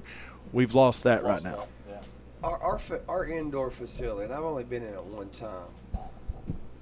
We don't have a goal or anything in there. We don't have it, and the ceiling's not high enough. Okay, that's what I was asking. Either, I wouldn't think, but yeah, I mean that. Of course, there's beauty in getting a new school and a new gym, and then there's this part of it, the transition, and that's just. It'll be like anything else. Once we get it and get in it, we'll forget about this. Yes, the grind. You know, but just right now going through it, and you know, 2 years. Nobody in the beginning was expecting 2 years, but if you think about it, when you build a new house or construction or anything, nothing goes to plan. No, and there's so many people. So many people waiting on other people. Yeah, and so much red tape. There's just so much. And weather. I mean, what was crazy is we talked about this the other day. We went all winter with hardly any. We had a drought with no rain, and then when it's time to start, when we can work, I mean, we've had quite a bit here, so it's just. It's crazy how that works. Good, you got a plan, and the good Lord's like, that's pretty funny. Okay, so all right, so we're up against the time here. Okay, real quick again, one more time. Tennis match Tuesday, is it right? At Jonesboro, 6 p.m. Allen Park, is that what it's called? Okay, any last things that you want to mention, any shout-outs before you get off there? Just Jayana and my kids, I'm proud of all of them. They're doing awesome stuff, all 3 of them.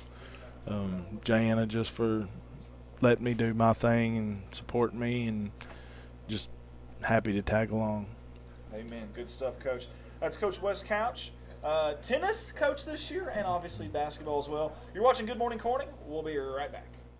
Recognizing the need for the DARE programs in local school districts, increased rural patrols utilizing marked patrol units, and critical training for deputies, Blaine McClung respectfully asks for your vote to help clean up Clay County.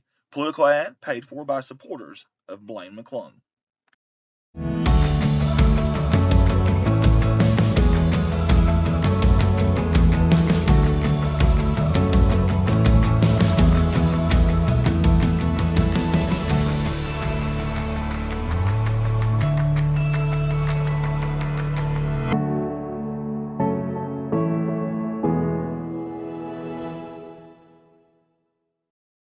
Nona Bell's genuine golden fry fish breading and seasonings have been produced in Corning, Arkansas since 1969. This is your best choice to roll fish for deep frying, pan frying, or baking.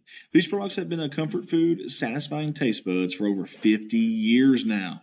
But don't be mistaken, Nona Bell's can also be used to batter poultry, vegetables, exotic foods, and more.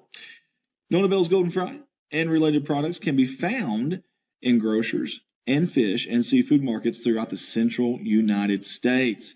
You can get a hold of them at 870-857-3164 or go online, www.nonabells.com. Thank you to Mr. Brett McMillan, your agent there with State Farm Insurance, in 2 locations, Corning, Arkansas and Pickett, Arkansas, for sponsoring us here at Corning Sports Report. Here to help life go right. We're your good neighbors at State Farm, providing you with the insurance and financial services you need. Get a hold of Brett and his staff at Corning at 870-857-3463 or at Pickett, 870-598-2808. Brett and his staff want to wish the Bobcats the best of luck on the season. A big thank you to our new sponsor this year, Mr. Blake Johnson and Blake Johnson Farms. You see the family photo there. I always love these family photos for their sponsorship pics. Love that. Blake's been a good pal of ours for a while. Obviously a big supporter of not only the city of Corning Bobcat Athletics, but also us here at CSR. Blake Johnson Farms, everyone at the staff there wants to wish the Bobcats the best of luck on the season. Hey, a big shout out to Farm Service Incorporated here in Northeast Arkansas out of Corning and Noble. We appreciate them jumping on board with us here at Corning Sports Report. At Farm Service Inc., we strive to provide advanced agricultural technology with quality personalized service right here in Northeast Arkansas and Southeast Missouri. With our selection of brand name products and service technology, you can count on us to help your profits grow. They also want to mention they sell fertilizer, chemicals, seed, farm supplies, fuel, and offer custom application. Farm Service Incorporated want to wish the Bobcats the best of luck on the season. Hey, all of us at Corning Sports Report want to say thank you to Pocahontas Real Estate Company. They're located there in Pocahontas, Arkansas. For all your residential, farms, hunting, commercial, and investment property needs, get a hold of these fine folks, 870-892-8542. They also have a website, www.pocahontasrealestate.com. 10 agents in their office. How about that? 10 agents, and they cover all of Northeast Arkansas. You can go find them at 1262 Highway 67 North in Pocahontas, and they are proud supporters of Corning Sports Report. This political ad paid for by Todd Watson for Clay County Judge. Todd Watson isn't just running for county judge. He's running to serve his neighbors, his friends, and the people who call Clay County home. He says, together, we can make a difference. Vote Todd Watson. Todd Watson for Clay County Judge. This ad paid for by Todd Watson for Clay County Judge. And another familiar face here at CSR, that is Solace Grain Bins and S&L Irrigation Incorporated out of Corning, Arkansas. We appreciate Jerry, Rhonda, and Michael Solace for always taking care of us here at CSR and supporting us. It means a lot. Hey, you can go visit them at 908 North Missouri Avenue there in Corning, Arkansas, or reach out to them, 870-857-3086. Solace Grain Bins, S&L Irrigation, go Bobcats. Hey, another company with unwavering support to us here at CSR, that is Red Taylor Ford, your local auto dealership here in Corning, Arkansas, right off the main drag there at 401 Southwest 2nd Street. Hey, they've got everything there. They've got new cars, they've got trucks, they got SUVs, crossovers, and you can find them all online at www.redtaylorford.com, or you can give them a call, 870-857-3516. Big thanks to all the fine folks there at Red Taylor Ford. They want to wish the Bobcats the best of luck. Delta Counseling and Life Coaching. Welcome aboard, Miss Monica Shelton. Miss Shelton is a licensed professional counselor in Arkansas and Missouri, but she's also a certified life coach. It means she can work with anybody in the world, literally.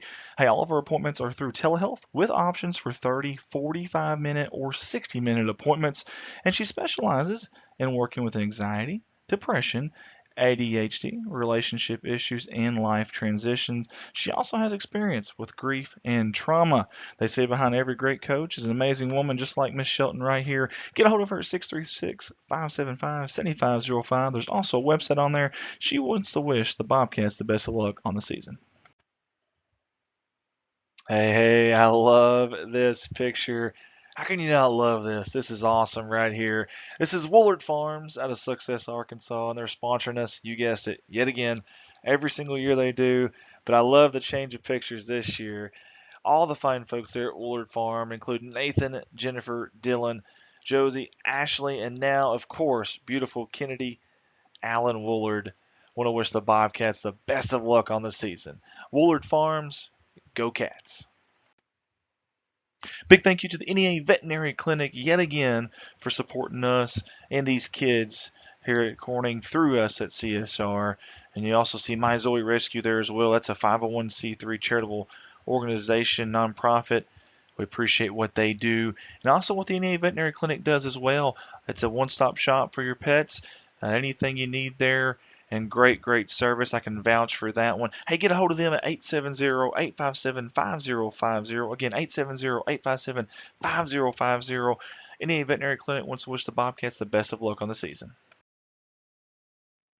Hey, let's give it up for another familiar face here on our CSR sponsor video slideshow, and that is Miss Kimberly Tinsley and her company, AGC Tax Services. You can find them at 2508 West Main Street, or you can get a hold of them at 870-857-3765. Kimberly wants to wish the Bobcats the best of luck on the season. I'm Mike Vinson, certified public accountant and a Bobcat fan for as long as I can remember. Vicki and I supported Bobcat sports through the years as our daughters chased their athletic dreams. We are blessed to continue supporting the Bobcats as our granddaughter Bailey now pursues her dreams at Corning High School. And as we watch the new classrooms and hallways at CHS disappear, we will soon begin to see something new and better being built right before our eyes. This reminds me that all us... And we're back here live, Legacy Equipment in Corning, Arkansas. Big thanks to the fine folks here at Legacy for allowing us to be here. Andy Earls alongside me, Jeremy Woods. We've gone through a few, got a few left. Some good stuff so far, though. That's a really good.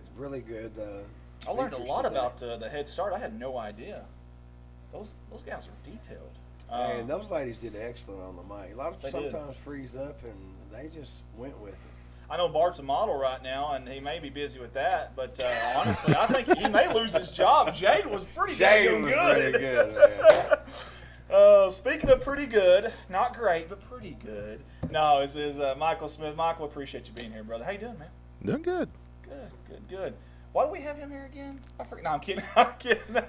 Nobody's going to understand. Nobody's going to understand. I think we should have had his Coach Mike here at the same time. Oh gosh, would that not been that would have great? been awesome. That would have been awesome. Oh, hey, before we get started, how's Coach Mike doing? He doing good. I hadn't seen him in a little bit. No, he don't get out much. Is he going to make the trip to Cave City today? I think so. That dude, if he's in a wheelchair, he'll be there. I mean, he's got a grandson that's a stud that's coming up, so it's going to be good. He thinks he's a stud anyway, doesn't he? If he doesn't watch, he's pretty dang good.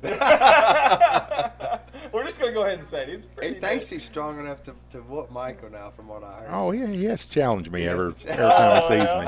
Yeah, got to get a little rough with him a little bit. Yeah, show these kids. At an early age, I thought it was always important to teach my kids how to lose. You know, whether it's ping pong, whether it's basketball, whatever. No mercy. Yeah, no mercy. But now the tides have turned, though. And growing up, we were 2 blocks from each other, and I thought the same. I thought Coach wanted me to teach Michael how to lose and how to be rough with. Because you betcha. We might the Arnold Edition crew may have had a hand in teaching Mike that back in the day. You want to talk about bullying? Back then, this guy was a neighborhood bully. Hey, we learn from our experience, because you can't be saying that. I mean, people look me. No, you 100%. All right, Mikey, tell us a little bit about Trap. Well, you ought to have Jim Clifton on here talking, because he's got the gift of gab. We tried. He turned us down. We didn't pay him enough. So. But anyway, no, I help with the Corning Trap program. Have since, I guess, Clay was in the 6th grade. I started going out there and helping. Didn't know a whole lot about it, but I started helping then, helping them load houses, and it kind of grew into what it is now. By the time I got him and Seth through, and now Seth's out, and I'm still there. I don't get to retire. So, okay, I got to know this, just on a personal level. Better shooter, Clay, Seth, or Michael? Oh, me. Now, you answered that quick. You didn't even hesitate. I knew who was going to answer. I'm not going to tell them anything else. Okay. Both of those young men left their marks on this program out there. Pretty darn salty. Yeah, I mean, that's He's at college doing it right now. So, matter of fact, we could probably get all three of them together, What if and we we do could that stream live that. stream? Yeah, A competition, a family. Oh, I like that. because I'm not sure that you can outshoot either one of them. And here's the cool thing: nobody's in high school now, so we can gamble on this. We can put some odds. There could be money involved. We're going to have to give me and Clay a little bit of time to sharpen up a little bit. We've got an unfair advantage because. That's true. That is true. You shot this summer, sir. Yeah. Did you really? He did. Yeah, but And not very actually- often. And Well, actually wait, won a like big in event. a competition. I'll shoot every once in a while. Really? He's not going to brag on himself. But That's awesome, I dude. know. How'd you I do? know Shelley. Tell him what you did because No, seriously, I wanna know how'd you do? I did place in one event there at Arkansas in the championship handicap, but just a lucky day. Senior division? No, I'm kidding. I'm kidding. Andy, come on, man. I'm kidding. No, okay. So where was this at? At Jacksonville, Jacksonville at the Arkansas State okay. shoot. Okay, that's awesome. Now we have some other dads that. Oh yeah, join I us mean, too, right? well, and a lot of people don't understand what the Corning Trap team does. That's strictly the high school competition. Yeah. But most of our kids and the adults shoot too. Most of them travel around, shoot. It's not any different than travel baseball or basketball or whatever you do. I mean, you can shoot as much as you want to. Every state has a state competition. Jim is actually the president of the Arkansas State Trap Shooting Federation. Holy hay bills, that's big time. Yeah, he's been the president for, I guess this will be the third year, and I'm on the board too now. When he got on the board, he conned me into helping him, but Jim's been on the board for way longer than that. I don't know how many years he's been on the board, but anyway, not getting off track, but these kids, what we do with the Corning Trap team is we do the high school shooting, which is through the Arkansas Game and Fish. That tournament is at Jacksonville. We have a regional tournament. There's 4 regions. Everybody goes and qualifies. The top 16 teams from each region Top 16 each region. Okay. will qualify for the state tournament, and they'll have that around the 1st of June every year. They have the state tournament. So all through May is the regional qualifiers at Jacksonville. But I mean, Jacksonville's hosting other shoots.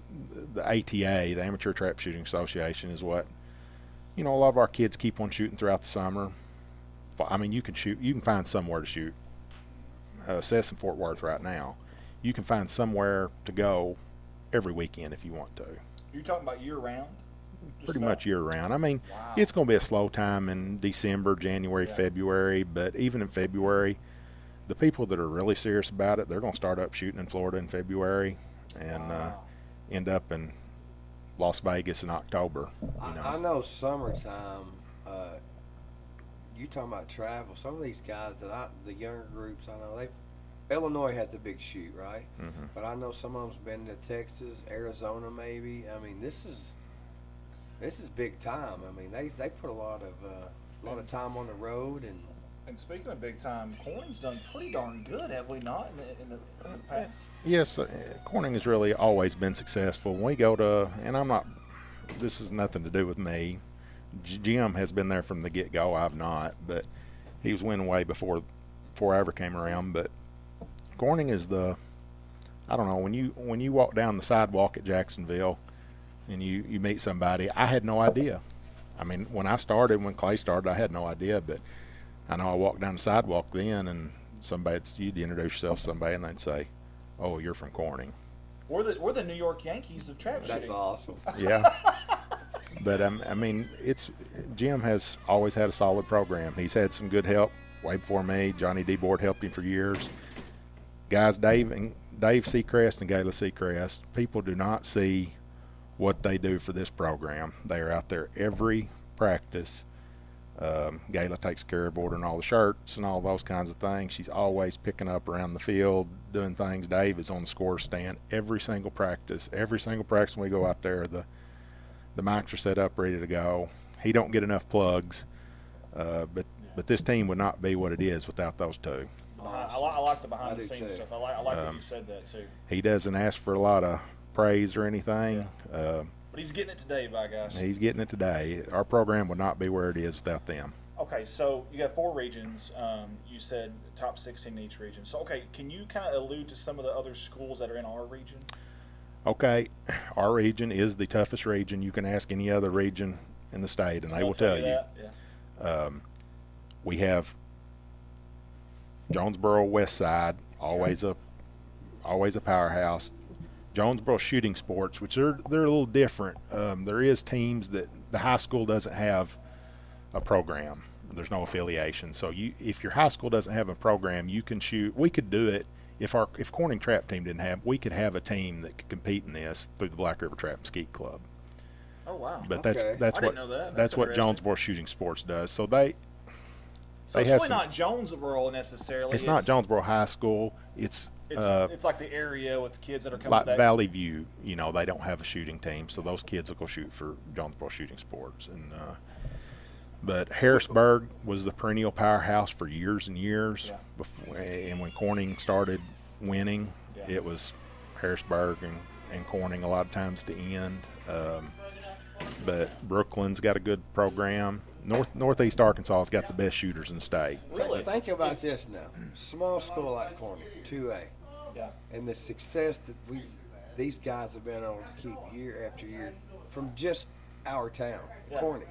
Because you got Jonesboro, they've got all those schools taking all around these there. that are going to that it's complex. Like an all-star team almost. Yeah. So, wow. I didn't let know me ask that. this. Is Harrisburg kind of a rival then for Corning and Trap? Kind of? Not anymore, because this is terrible, but I don't even know if Harrisburg brings a squad anymore. I think a lot of them kids. You were going to say something else. Okay. No, a lot of them kids shoot with Jonesboro Shooting Sports now, I think. Okay. Now West Side and Pocahontas are pretty for Corning, right? Yeah. That's what I thought. Does Piggott even have a team? No. Oh, another one. Take that, Piggott. Another one. Okay, so, let me ask you this then. Not that we would ever want to team up with those folks, but could Black River Trap Club take a team like a Clay County team almost? We if do. y'all wanted. We do. Okay. We have members of Black River Trap and Skeet Club from all over.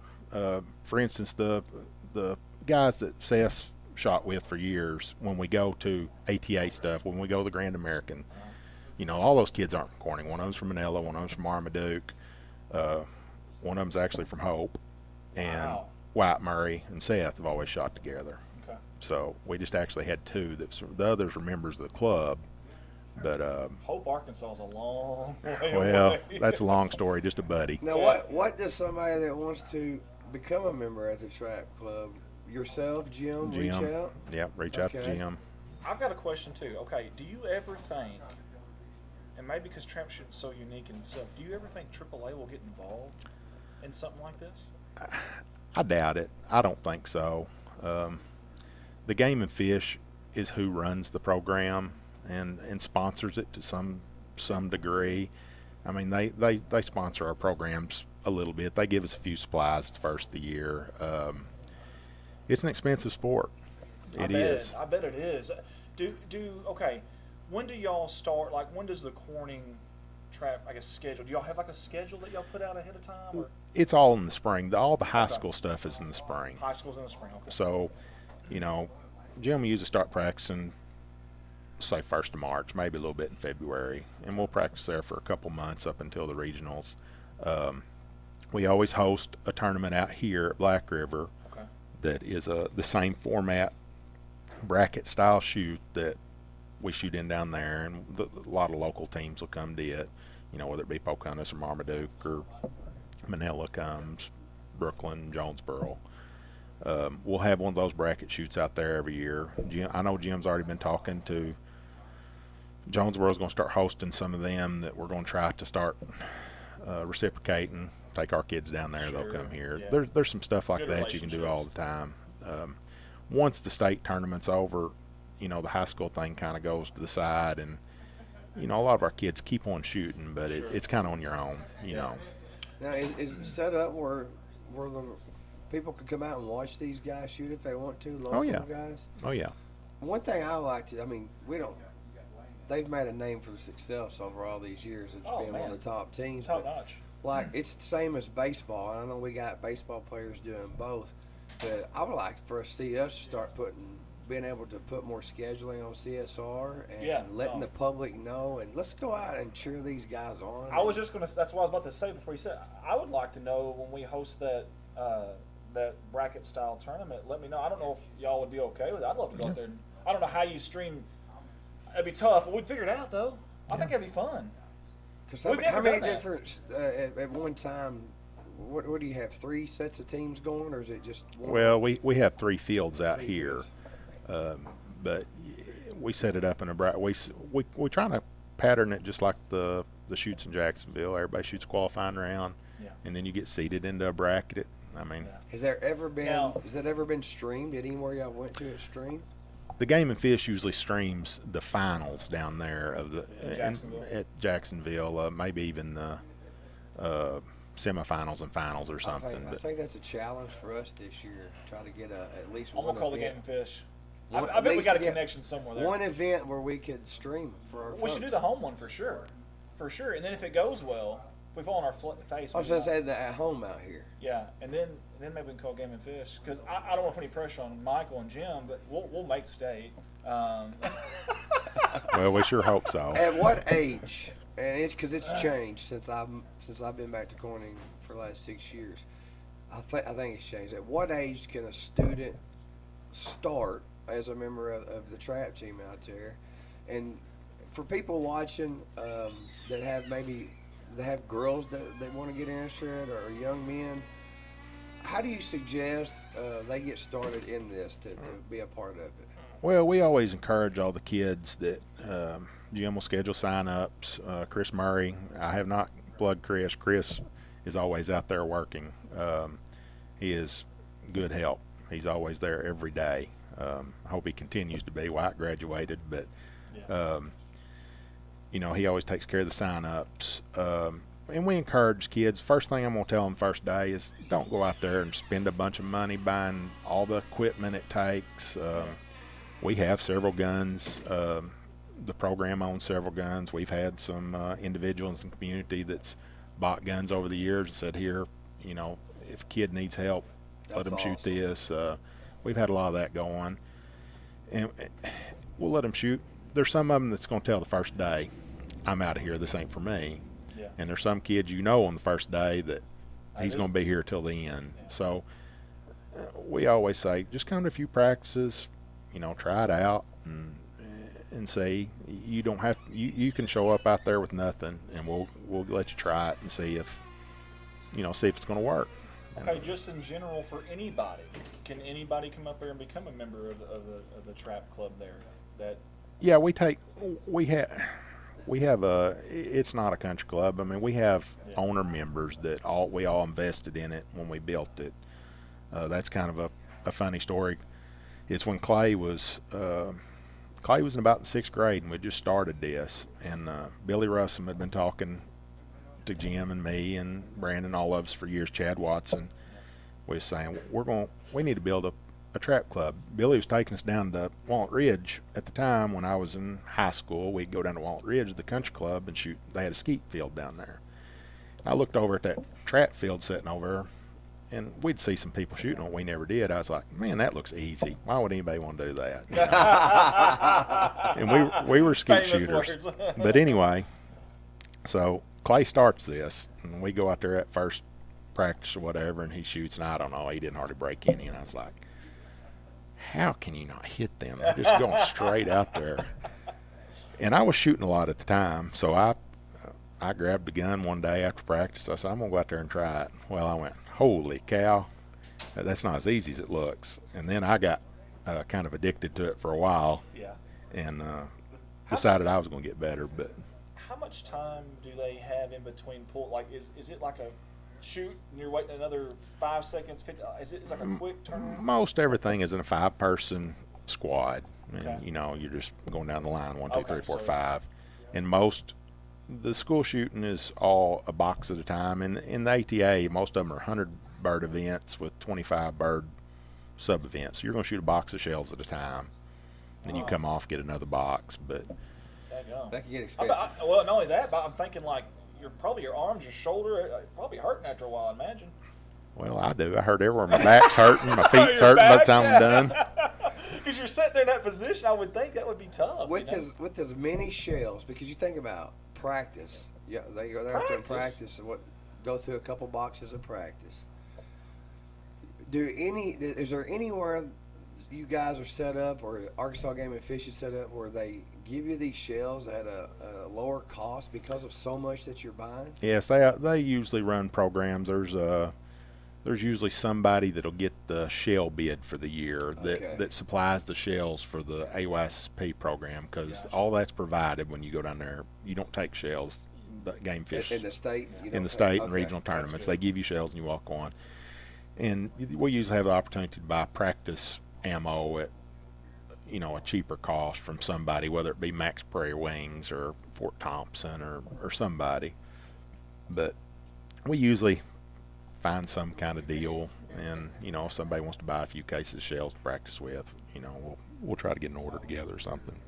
Does we talked about Piggott? Does Rector have a trap shooting team? No, I don't think so. Marmaduke does. That's about the closest to us, I guess. I'm sitting here. So here's who we've had here today. I mean, we've had West Couch in tennis. We've got a tennis program. Very few schools have that. We've got trap shooting in Corning. We called Trevor Brajas. Of course, he's a little busy right now, but golf, dude, we're very fortunate here at Corning. A lot of opportunities for a small town like us, really. Yeah, it is, and I didn't know this as far as membership wise. If you want to become a member, but I'm sitting here thinking, man, what a great opportunity for a dad or a mom to spend some quality time with their daughter or son and go out and compete and do that. I got sidetracked a while ago when I was telling you there was 48 owner members out here that started this club, but every year we take on our non-owner members, what we call them. So if you want to join in, and most of that is parents of kids that have started in the trap program, and they'll join. Some of them just join for a few years while their kids at school, and some of them will stay on it. But it's kind of a revolving door. For those that are interested, is there a certain what's to become a member up there? How does that work for them? Well, Jim takes care of most of that, but I don't know exactly what the dues are, but just got to get set up to him, and there's a process of paying for rounds and stuff. You have to pay for your rounds, pay for things out there. I've got Jim's number. I want to pull it up, and before we get off here, I want to make sure we give Jim Clifton's phone number. I want to give Jim a shout out, and you guys a shout out too. So we put on a concert at Victory Lake Sports Complex, and last minute the main artist agent changed. When the agent changed, there all of a sudden become demands, and one of those demands we couldn't meet at that time. Made a phone call to Jim Clifton and came through, and Hannah Harper stayed at the Black River Trap Club. So thank you guys, and I'm gonna tell you something. She bragged about it. She said, "This is perfect." Have you been in? I'm sure you've been. Yeah. You're talking about a nice facility when you go out. Oh, it's awesome, dude. I mean, it really is. We are very fortunate to have that club. We had a lot of, and I don't want to name drop because there's somebody I'll forget. There's a lot of businesses here in town that helped us get that thing started. Yeah. We've been all over, and for what we have for this little town, it's great. And I got sidetracked a while ago. The reason it got built was I walked in Jim's office one day, and Clay was a sixth grader, and I said, "Hey, I thought we was going to build a trap club." Jim said, "Okay." And he just that simple? Okay. I said, "Well, what do you mean, okay?" He said, "Okay, I'll start working on it." And he was busy, and I was like, "All right." And he calls me I don't know, maybe the next night or something. He said, "Hey, I don't remember the number. I think I got $100,000 pledged or something to it." And I go, "What?" What? This escalated quickly. And I just said, I said, "Are we going to just talk about this our whole life and wait for our kids to get grown, or are we going to build this thing?" And he's like, "All right." And that's awesome. That is awesome. Everybody needs a gym to take off with a project like that. Yeah. But we're very fortunate to have the people in this town that has supported that, because that's where our high school team practices. There isn't anybody else other than Now Jonesboro has a range and Pocahontas has a range. At the time we built that, nobody did. Really? We was practicing out at out toward Plaquey on there's still 2 trap houses there on Jim Davis's farm, but nobody has that. You know. And I bet whenever y'all did that, and I bet Pocahontas and Jonesboro probably got wind of that, and probably heard of that, and that's probably. Well, all their kids honestly used to come up here and shoot. There you go. And now that there's more places around, we don't have the crowd out there we used to when we have ATA shoots out there. But how many? Let me ask this: whenever you have a shoot out there, I know we're past our time, but when you have a shoot out there at Corning, how many teams are typically? Is it just one team that you're facing, or is there like multiple? No. It'll be a bunch. And what we only host one of those format shoots, the bracket style shoots, a year out here. But we'll have 4 or 5 ATA shoots. It's all individual. Do we encourage our high school kids to shoot in? Yes, we do. We kind of take care of them, guide them through that. But, there a lot of times there'll be 50 shooters or something out there at those ATA shoots. Now, when we do that format shoot, there's usually a dozen schools will come to it. That's impressive, Mike. But, that is really impressive. Now, when you have these events, concessions set up where people can buy? We have a bunch of mostly mothers and stuff that take care of the concessions. Lyndon over here at Harold's, he always is gracious enough to cook our barbecue for us. It's a big operation, dude. And if somebody does want to come, you encourage them to bring chairs to sit in and do it. Yep. That's Yeah, awesome. you can come sit around. I mean, it's not, I'm not gonna lie, it's not the greatest spectator sport. It's kind of slow, like watching golf or something. But I got to. I've been out there a few times and watched, and it's pretty neat to watch a kid get in there and then get hot and go through 25, 50, 70 and a 5 and I mean, you're sitting there thinking, there's no way. I mean, this is 15, 16-year-old kids, and we've got some stud shooters out here at Corning that just. Well, we just got back from the Grand American, and it's amazing what these kids can do.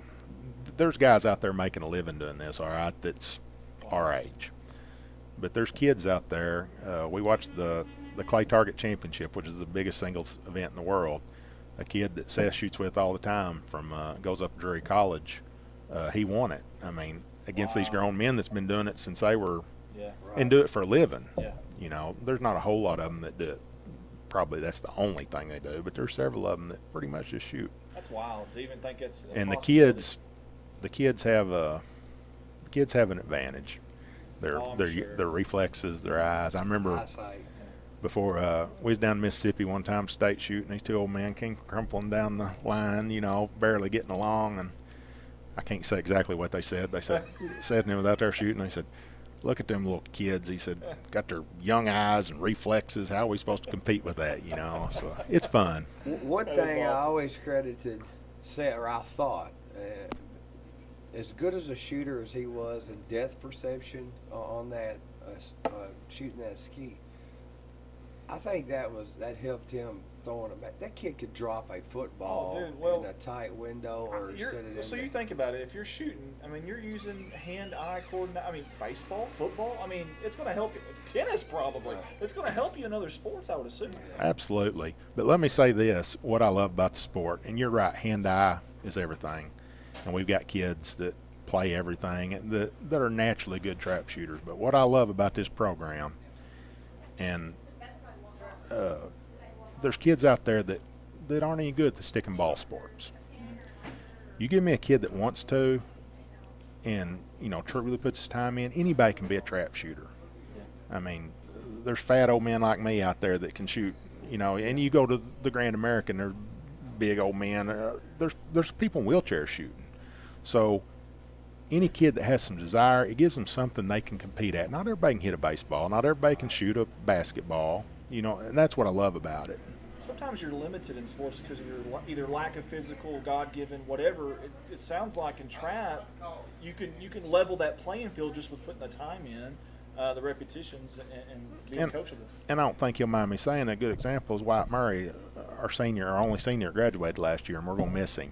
He's been a staple in our program, but, you know, Wyatt wasn't a big sports guy. Yeah. His dad was coaching basketball. He made him play in the 7th grade, and I think that was torture for everybody. But, you know, he didn't like the the stick and ball thing, but he found something that he could excel at and loved it, and he's been a staple of our program, you know, from the time he was in 6th grade, and that's what I like about it. It gives a kid that might not even be able to hit a golf ball or whatever, you know, it gives them something they can work at. And confidence. I'm sure it's a confidence builder for the kid, Sure. too.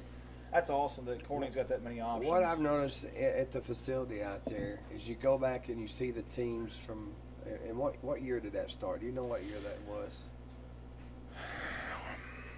No, I'm gonna guess sometime prior to 2010. I can't remember. But 6, the 7. photos of the teams that's competed and all the accolades they got, but it's like from season 1 moving forward, these younger kids moving up always had a couple of these guys, 3, 4, 5 guys that really stood out in the state shoots and the national shoots.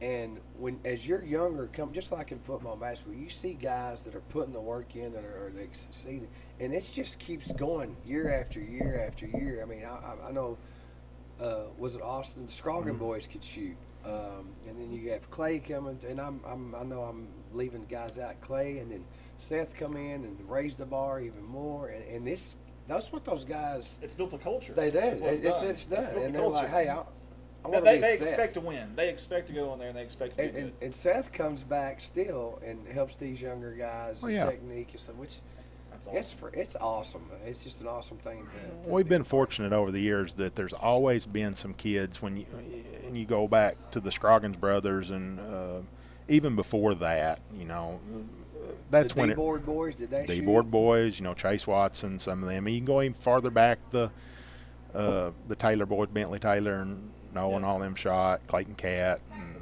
I'm sure I'm forgetting the Bass brothers and all them. That was before I was involved in it much. But I remember when Clay started, you know, Ian and Jesse Williams and the Scroggins brothers, Brent Niedermeyer and all those boys, they were the big dogs then.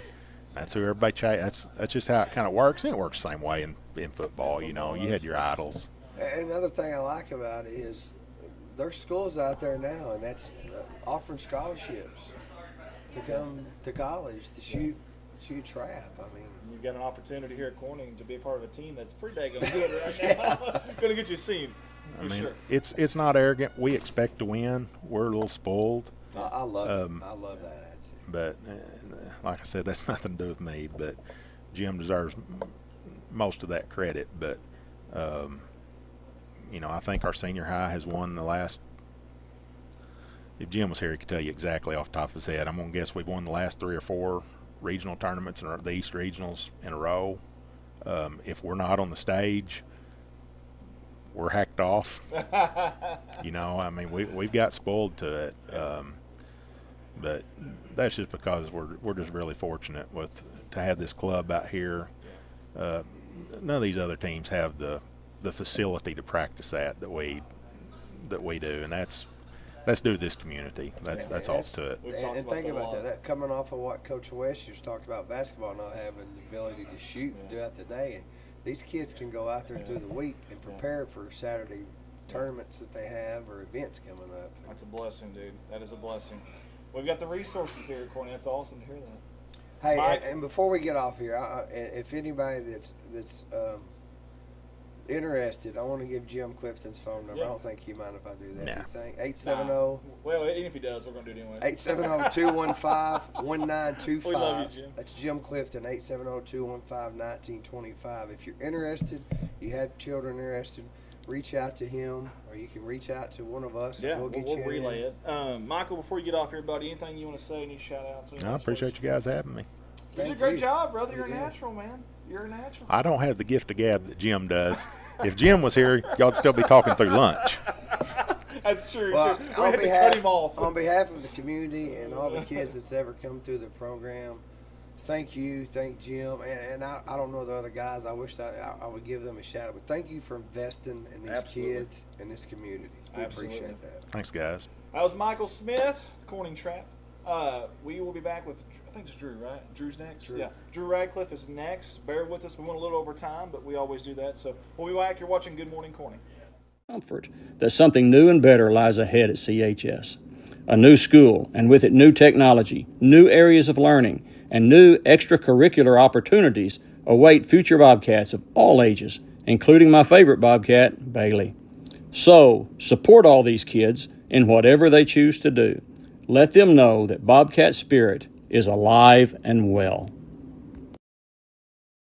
Hey, a big thank you to all the fine folks at Pocahontas Medical Clinic out of Corning. Hey, they jumped on board with us yet again, and we appreciate that. Big thanks to Jennifer Webb for helping out with this. Hey, they got 3 locations, 2 there in Pocahontas, but also 1 right here in Corning, and we appreciate the providers there. And you can see them at 400 West 4th Street, Monday through Friday, 8 a.m. to 5 p.m.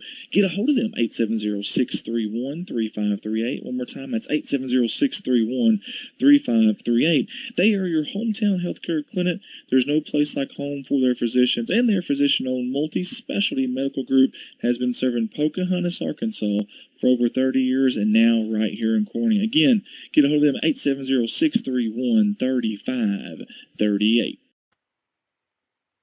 Hey, here's another familiar face on our CSR sponsor video slideshow, and that is Matthew and Cindy Woolard of Woolard Flying Service. I want to say thank you to you two. Always been good to us here at CSR, and also good to our community, good to our school, our kids, and we sure do appreciate it. Everyone at Woolard Flying Service wants to wish the Bobcats the best of luck on the season. That's Woolard Flying Service. Hey guys, if you can, go see my stepdaughter Hannah Eddy at Glam Hair Studio.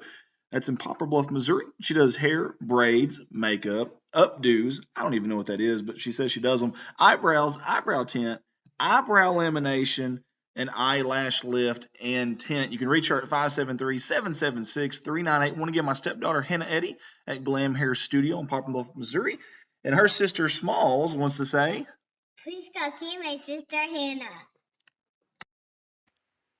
Hey, let's give it up for a good man and a good friend of ours here at CSR, Mr. Kenny Francis. We appreciate him jumping on board with us. Hey, he's got 2 different buildings here. The White House on Main Street, you see that on the top left-hand corner of your screen, and Puddle Duck Lodge on the bottom right. The White House on Main Street is a 4-bedroom, 2-bath, and Puddle Duck Lodge is a 6-bed, 3-bath with a huge lake full of fish. I can vouch for that one. Hey, you can book these things online on an Airbnb or message Kenny. And we're back here live at Legacy Equipment. I can't stop laughing about that. Andy Earls, Jeremy Woods. Good morning, Corning. It's episode 14, season 5.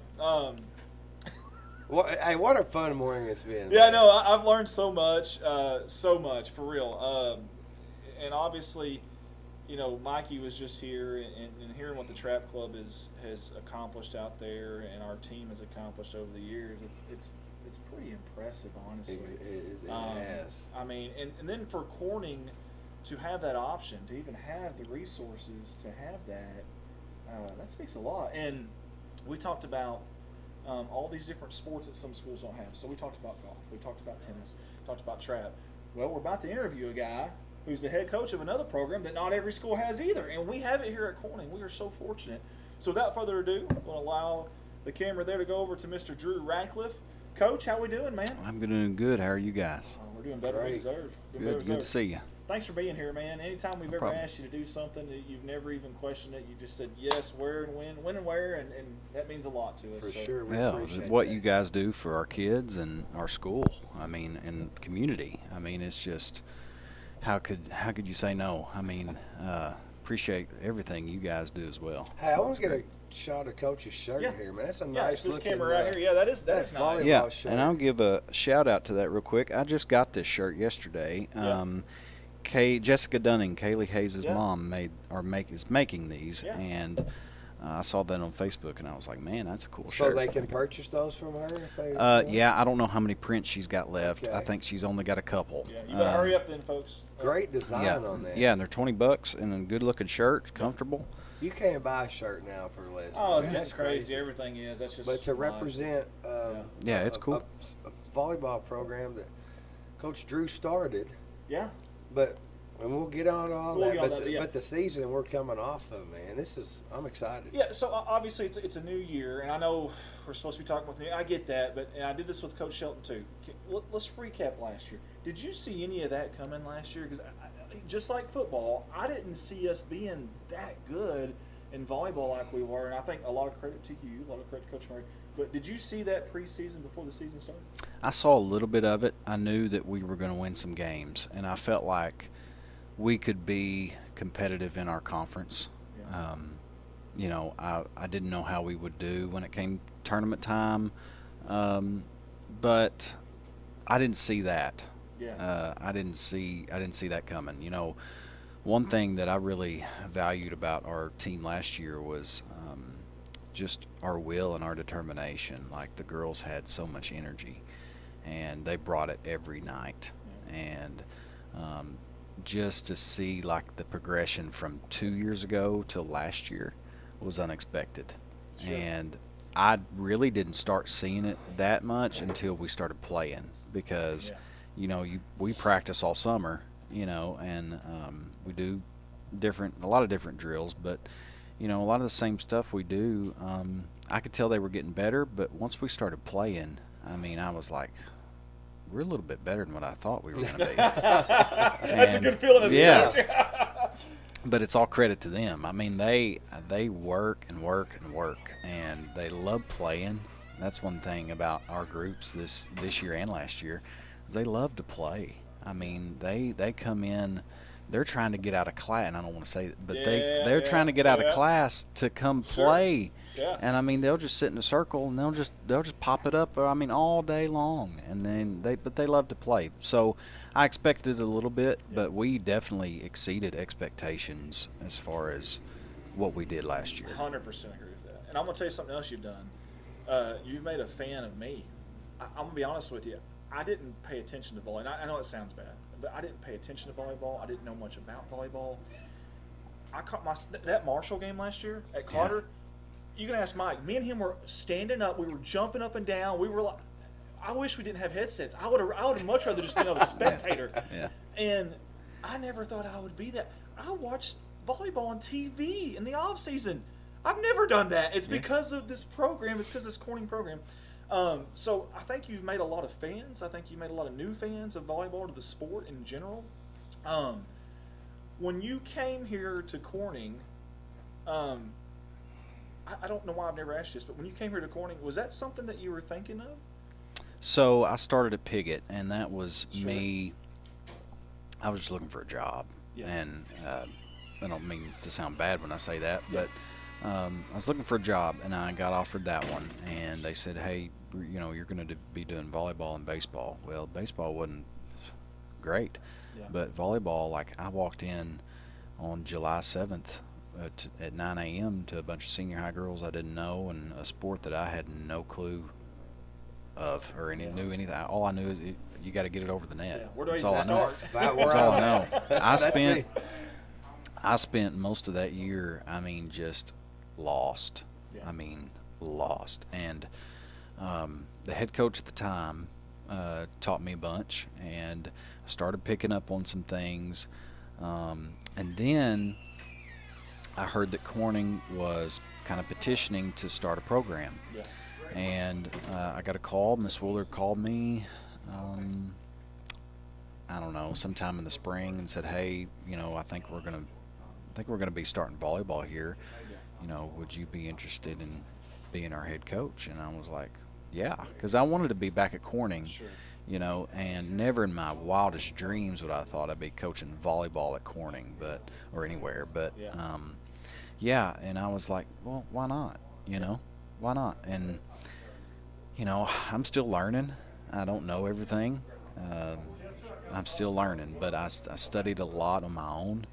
I've talked to coaches in person, went and met with college coaches, CRC, Williams Baptist, coach at CRA, met with them for hours at a time, just picking their brain. I mean, you know, is there anything, and asking them about, I probably got on their nerves, but no, that's how it happened. And so I'm thankful for the people at Piggott. I know that they're our rival, but they're good people over there, and they got a heck of a program. Say for Northeast, for the state, I mean, that's a program that stands out. That's so what a way to get started. That's super mature for you to say that. I don't have it all figured out.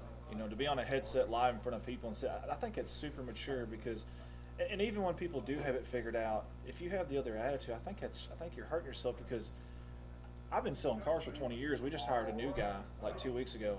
I went over and eavesdropped. Just if I can pick something up from him, I think that's super mature on your part to say that and to be getting out there and getting in front of people like that. That's awesome, man. That speaks a lot. And I got to Corning, and I was like, look, I can't fake this. Yeah. I can't be like, okay, I know everything. I told them first practice, I was like, look, I know a little bit, but we're going to have to learn this together, and we're going to have to do this together. Like, I'm not going to have all the answers all the time, and I still don't. Is this year 5 of the program? This is year 5. This will be our 5th. So this will be the first year that you've had from your start. Your seniors this year started with you as 7th graders. Is that right? Yes, correct. All right. Yep.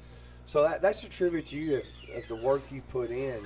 I mean, year 4, we're in a regionals, and correct me if I'm wrong, because you were there. Yeah. We're one set away from going to state. Dude, it was a heck of a battle. Yeah, we went down as a good game if you were a spectator. Well, we went to the 5th set and lost by 2 on some. Yes, I was just gonna say that. If you weren't gonna say it, I was gonna say it. Man. And I don't know the rules. I'm sitting here commentating on a live stream. There's 1,000 people watching. I'm sitting here yapping. I don't even know the rules, but I'm like, dude, that's the same thing that Marshall just did. How are we getting called for that? Oh, so bad. I know the rule. But I guess I have trouble seeing it. Yeah. Like, I have trouble seeing it. And, they call those doubles with, and they only really call it, they're supposed to call it, if you're sending it over and it's a disadvantage to the other team. Like, if we are to do that and if my setter's setting it and she hits one hand before she hits the other, double, whatever, that's not going to get called, or shouldn't. But if it's an advantage, if you're sending it over the net, they can say that can cause a disadvantage for the other team. So that's usually when they call it. A little bit of judgmental, right? Okay. But I know the rule, and I get the rule. I just. But in a tight game like that, you don't want to see. I do softball. I never want to take the game away from the girls competing out there. You try not to. That's why you try to. I don't, especially on a bang call. Well, the momentum could turn. Well, that was the key, the momentum part of it. Because seriously, I remember 2 in particular happened that really just killed our momentum. And I'm gonna tell you, that was a fun game to watch. If you were like a neutral fan and didn't have a fan, dude, you would have loved that game. It was it was like a roller coaster for us. Yeah. To say this, year 5, if any program, I don't care what level you're at, or if you tell me, all right, and we're gonna hire a young coach who comes in and says, I'm still learning. If you're gonna tell me in 4 years I'm going to be successful and be at the regionals one way, I mean, at any level, they're going to be happy and proud of that. They would be, and I would actually argue it's technically 2 years, because, I mean, how many teams would schedule y'all that first couple of years? Yeah, so that's what I was talking about to him about. The first 2 years, but Rule AAA, we could not be like sanctioned or in a conference.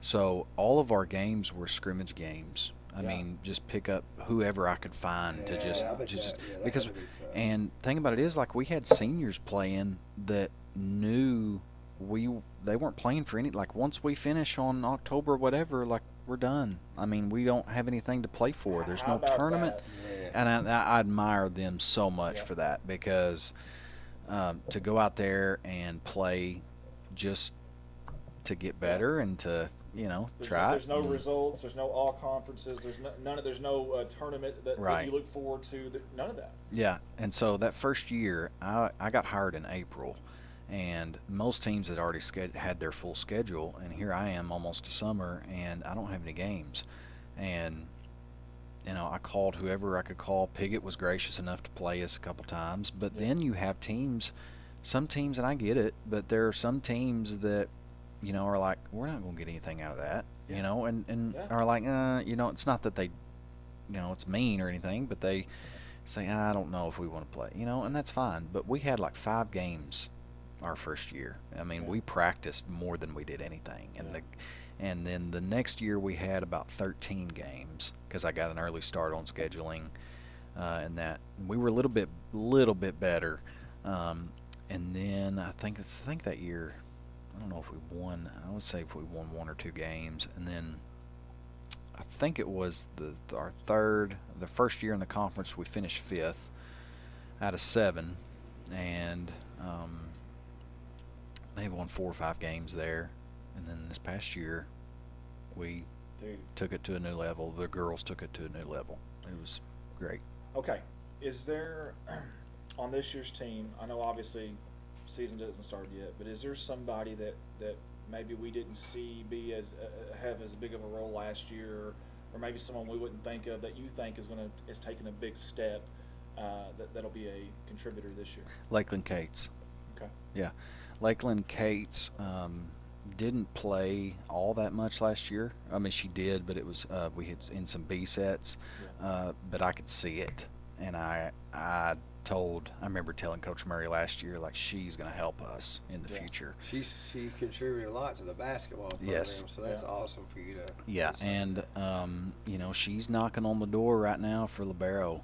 You know, wow. So you know, we've kind of thrown that around and talked about it, and she's going to help us, and she's a face that y'all didn't call her name a bunch last year. Yeah. And I think she's really stepped up. That's awesome. So tell me this: last year, you sent you had the first player to ever sign a scholarship to go play volleyball out of Corning, the Whitley girl. How do you replace a leader like that? It's difficult. It's difficult, but I think we have that. We were kind of senior heavy last year. We got 2 seniors this year that do a great job. I mean, they're vocal and they try their best to back it up.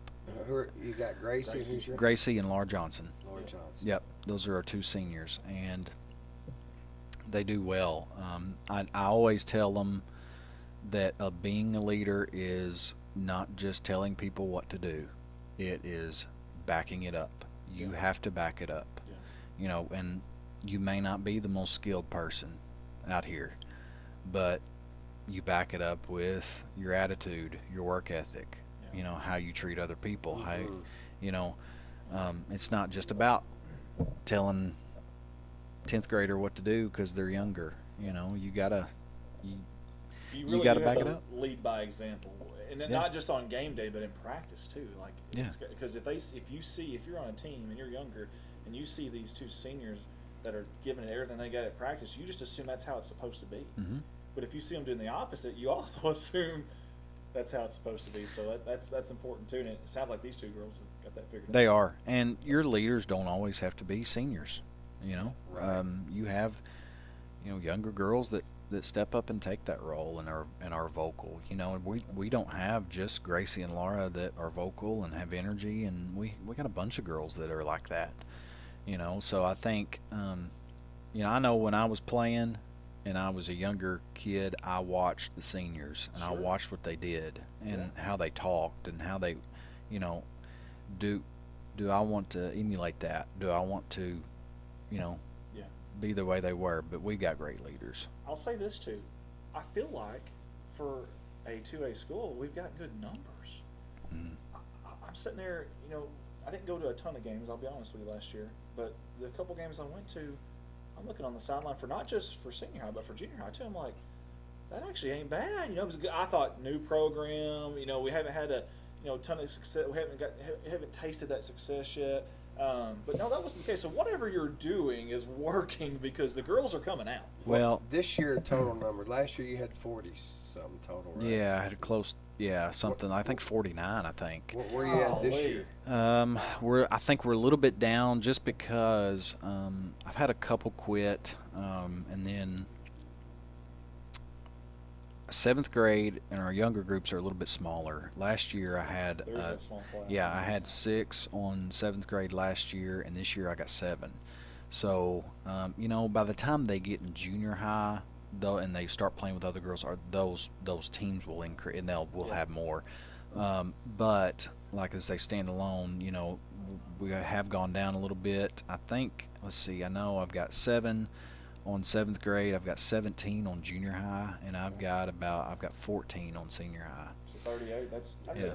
that's still a good number, man. Yeah. That is for our 2A school that's still new at volleyball. That is a really good number. And when your program is successful, too, that keeps People the start numbers wanting to be a up there. part of that. Yeah. Yeah, it's credit to them. I mean, Right. that shows you how bad, you know, they want to play.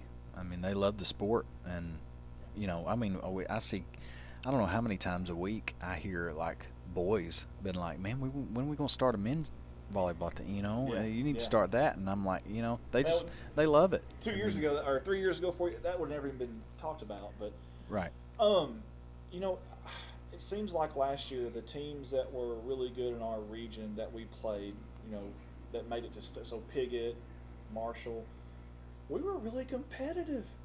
Like even the Piggott game, I remember I think we took the first set against Piggott.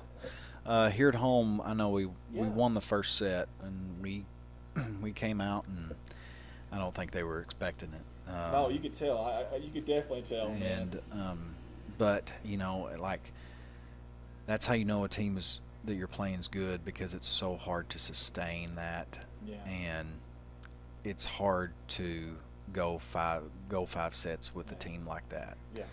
And that gives them credit. I mean, they have the standard, they have the culture around that sport and over there, and got a great coach. I mean, me and her talk all the time, and Gentry. and it's great. And you know, you had Marshall, who's really good. I talked to their coach back during baseball season, and they're looking to be solid again. You got Cotter. Oh yeah, they're on a different level too. Is great, you know. So, and you know, you get teams like Cedar Ridge, you know, who's going to be very solid. You know, you look at what they did in the region. I thought they really kind of caught fire, you know, once that tournament started, and you know, they had a really good middle last year. I know that I think graduated, so that'll help us. But Heck yeah.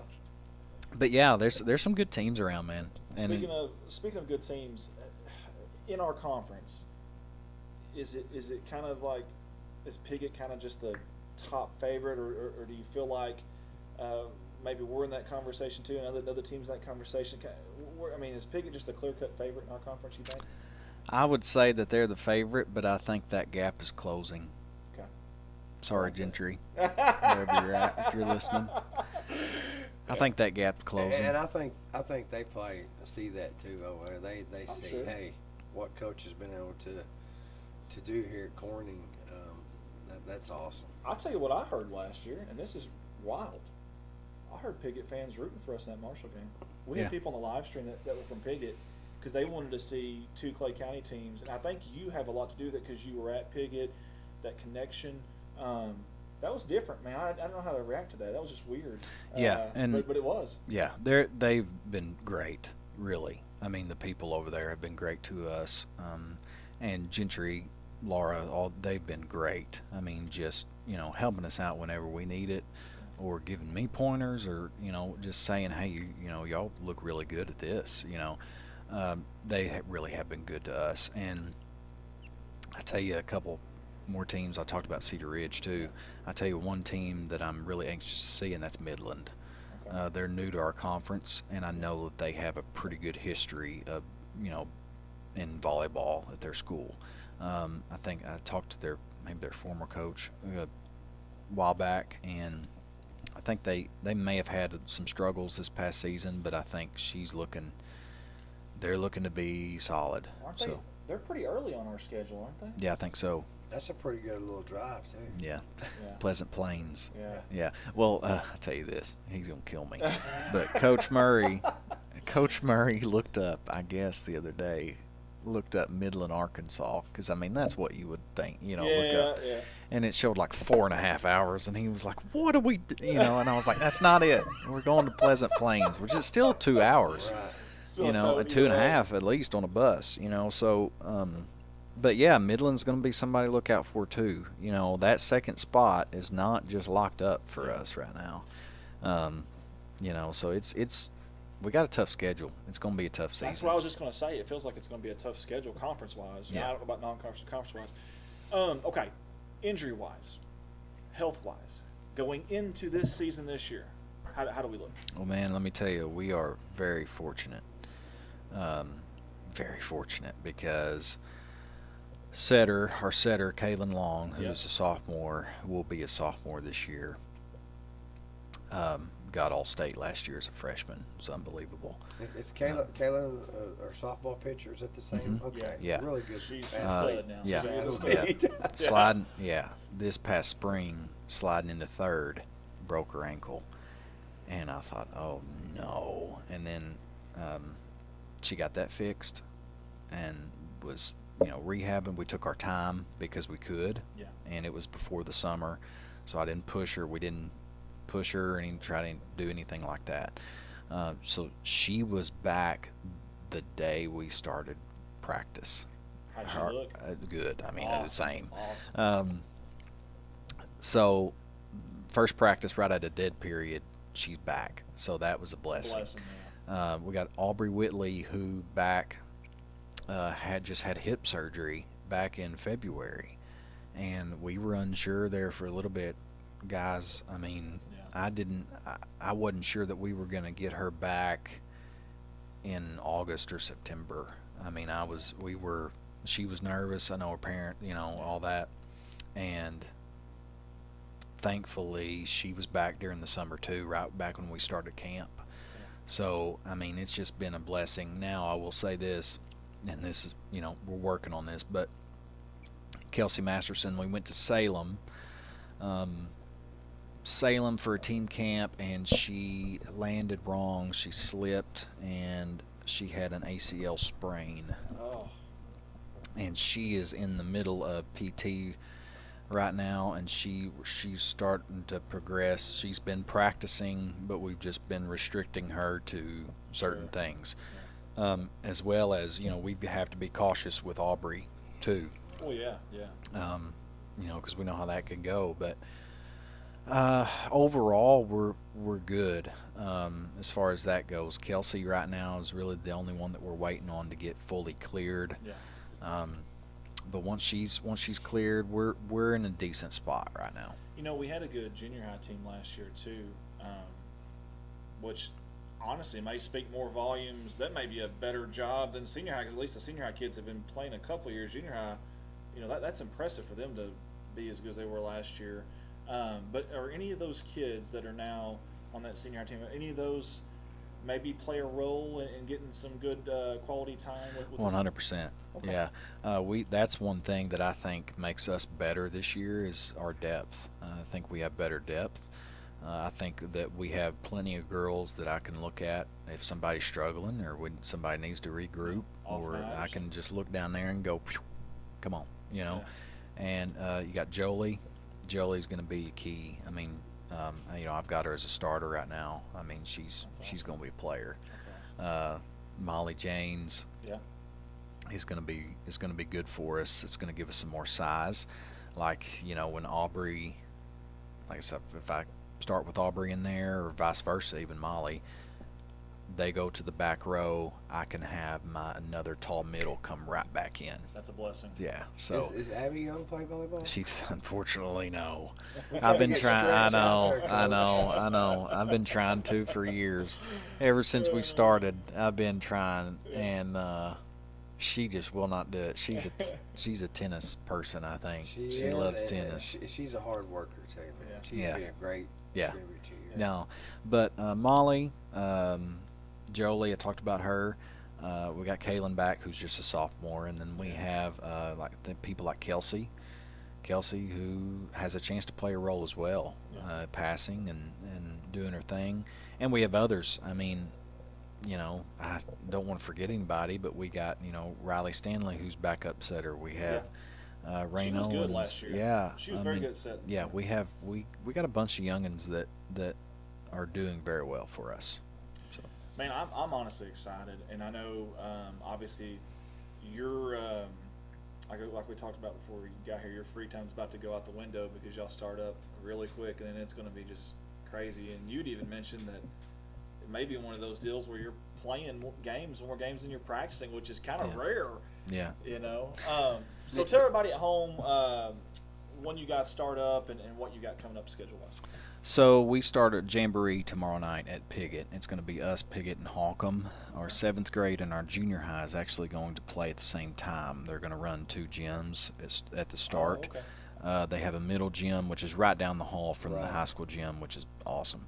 And then, so 7th grade will play in that gym at 5:30, and junior high will play in the high school gym at 5:30. They'll play at the same time, and they'll both be playing Piggott. And then senior high is scheduled to start around 6:30.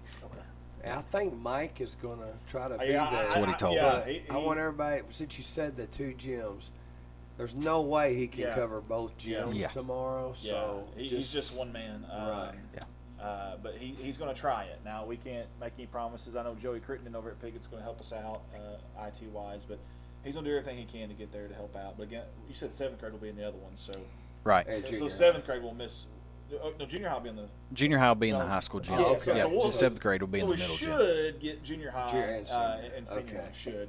I just didn't want people to get upset. No, when I we know get in it. advance. Yeah, so. yeah. Now, 7th and junior high are just playing about 50 minutes, just as much as they can play in 50 minutes. Okay. I gotcha. And then senior high will play Piggott 2 sets, and then play Holcomb 3 sets. I think that's going to be interesting. I know it's just a whatever benefit scrimmage, but it'd be really interesting just to see. I could see that being a physical, very emotional scrimmage. Yeah.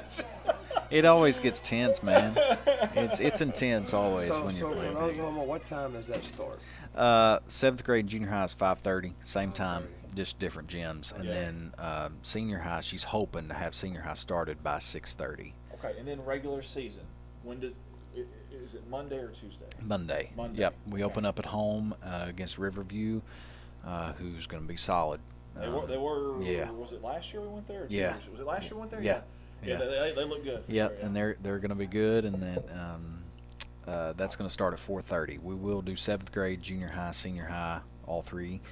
That'll start at 4:30 at home at Park Gym. And then I think it's Thursday we go to Southland. We're at Southland, Missouri, Rebels. or not Southland, Missouri, but South. I think is it Cardwell? It's Cardwell. Okay, Cardwell, yeah. Southland. We go there. That'll be good for us. Good competition there. And that is just senior high, and I think it's a 5:30 start. Okay. And then we play Saturday. We go to Pocahontas. So awesome. Coming out of the gate strong. man, folks. I tell you, it's going to be tough, and it's not going to be easy. We got I think overall probably a better conference this year, and we got some tough non-conference. So you're talking about Pokey, Walnut Ridge, Hoxie, Riverview. That's good for us, I think. With our new gym being after this year, you'll move all games being moved to the new. Yes, the sir. New gym. I know you're excited about that. That's going to be awesome, man. Dude, It's going to be man, awesome. I can't And wait. I tell you what, it's with volleyball we're fortunate, unlike basketball where we can stay in town and play our home games. And it's going to be awesome. It's going to be great in that new gym. But I tell you what, man, I kind of like playing at Park. Yeah.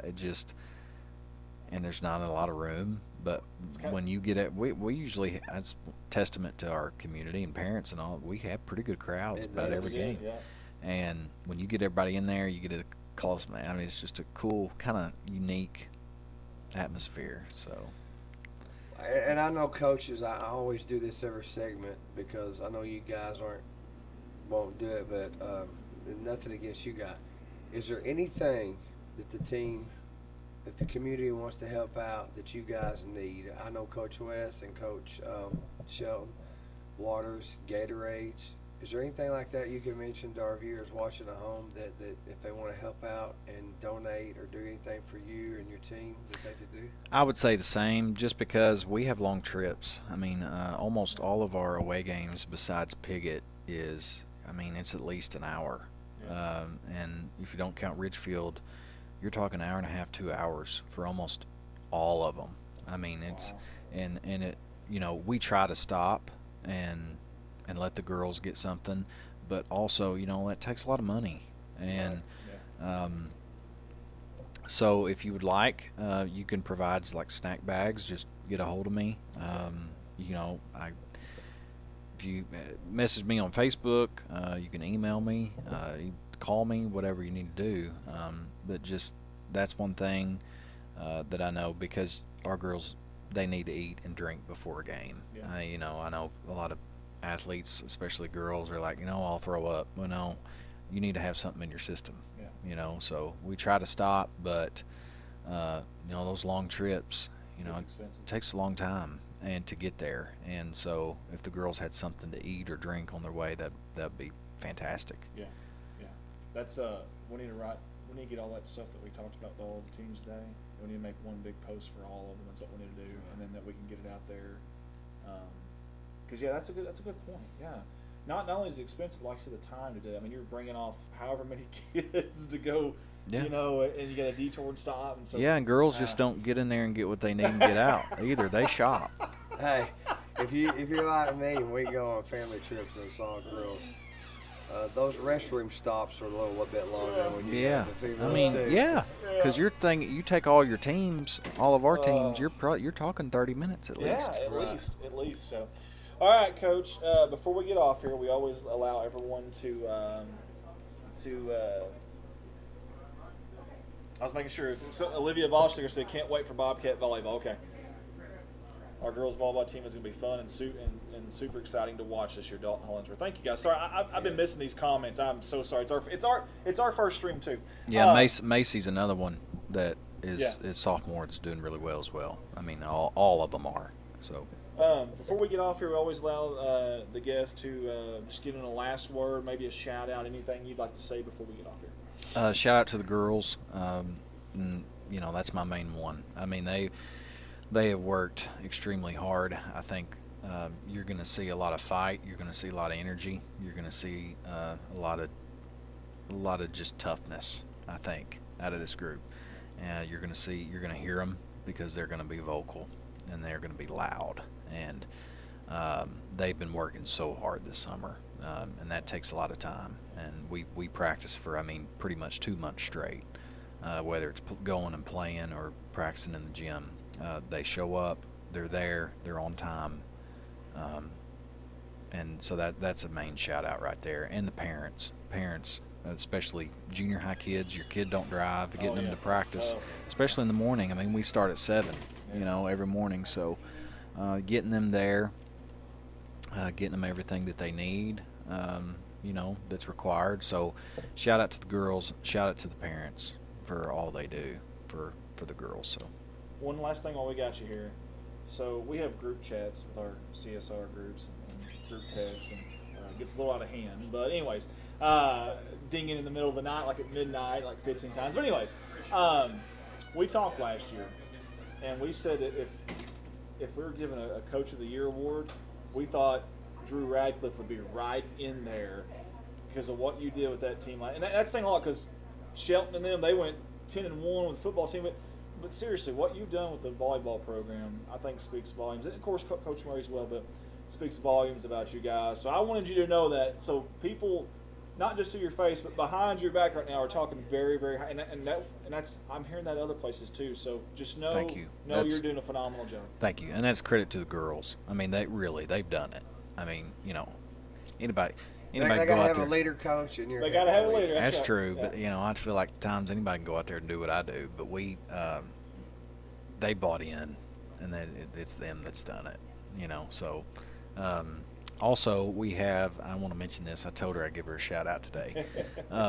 We have a new intern that's helping us. Her name, we call her Coach Liv, but she's from Poplar Bluffs, ASU student, and she's interning, and she's been playing volleyball all her life. That's awesome. And has played club all her life and done this, very knowledgeable. I told her, you know, when you feel like you want to interject, say it.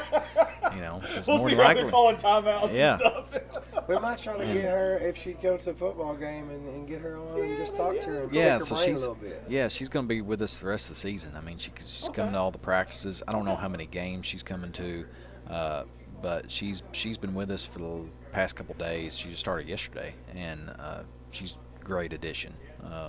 You know, Maybe Mike can get her in between junior high and Yeah. senior high games because Yeah, I'd love to pick we her planned brain. on doing one more of these this year, maybe Okay. 2 more. So yeah, we didn't try to do that. Yeah, that's awesome, dude. Awesome. That's pretty cool. I didn't even think about it like an ins. That's awesome. Yeah. So especially someone who's been there, who's played. Obviously, whatever she says is going to carry weight with those girls because they know that she's been there. She's played college ball. You say she's playing at Williams, or she's at Williams right now? no, she's a student at ASU. She ASU. has not played college. Oh, She okay. just she played at Poplar Bluff in high school and then played club volleyball. Gotcha. Yeah, that's awesome, dude. Hey, another person on there that can help out, and it's like. It's kind of like the old Hoxie football, and you got 11 assistants out there. It's not a bad thing. The more, the better. So yeah, and the girls like her, and it's it's a female. They get a little bit of different perspective. Well, I didn't think about that. So. I didn't think about that. That's a pretty good point, actually. Well, like I say, on behalf of we appreciate everything you do, Yeah. the time you put in with the kids. Same to If y'all. there's anything we can do throughout the year, get anything out there, events that you go on, anything that you need, reach out to us and we'll get it out there. We appreciate that, guys. And good luck this season. Thank you. Appreciate it. Absolutely. That is Coach Radcliffe, Corning High School volleyball. Don't forget tomorrow night in Piggott. You ain't got to drive very far. Get over there, support those girls. And then next Monday, I believe, home game against a really good team. Let's pack Park Gym. Y'all been doing a really good job with that. Have you been to Park Gym during the ball? That is fun, dude. It's kind of loud in there in that small place, honestly. Be there Monday if you can, non-conference. Guys, we're going to take one more break, come back, and we'll wrap this thing up. You're watching Good Morning Corning Live. 323-0035. We appreciate you, Kenny Francis. He want to wish the Bobcats the best of luck on the season. Hey, here's two big Bobcat fans, but also two really good people and great supporters of us here at CSR. That's Jim and Cindy Davis with JSD Cattle Ranch. We want to say thank you to these two. They don't even care what we say on their ad. Don't even care if we run the ad, but we do because we want to show them how much we appreciate their support every single year. That's Jim and Cindy Davis with JSD Cattle Ranch. Go Bobcats. Hey, we've got a repeat CSR supporter. That's that man, Mr. Danny Reed right there. Him and West Dollar and the company Southern Breeze Heating and Cooling LLC. We appreciate all they do for the city of Corning, for Bobcat Athletics, and obviously us here at CSR. Hey, get a hold of them for all of your heating and cooling needs. They are the folks to call. Get a hold of Danny at 870-323-2057 or Wes at 870-450-3900. They want to wish the Bobcats the best of luck on the season. Thank you to all the fine folks at Harold Implement Company. They've been with us for the last few years here at CSR, and their support means an awful lot to us.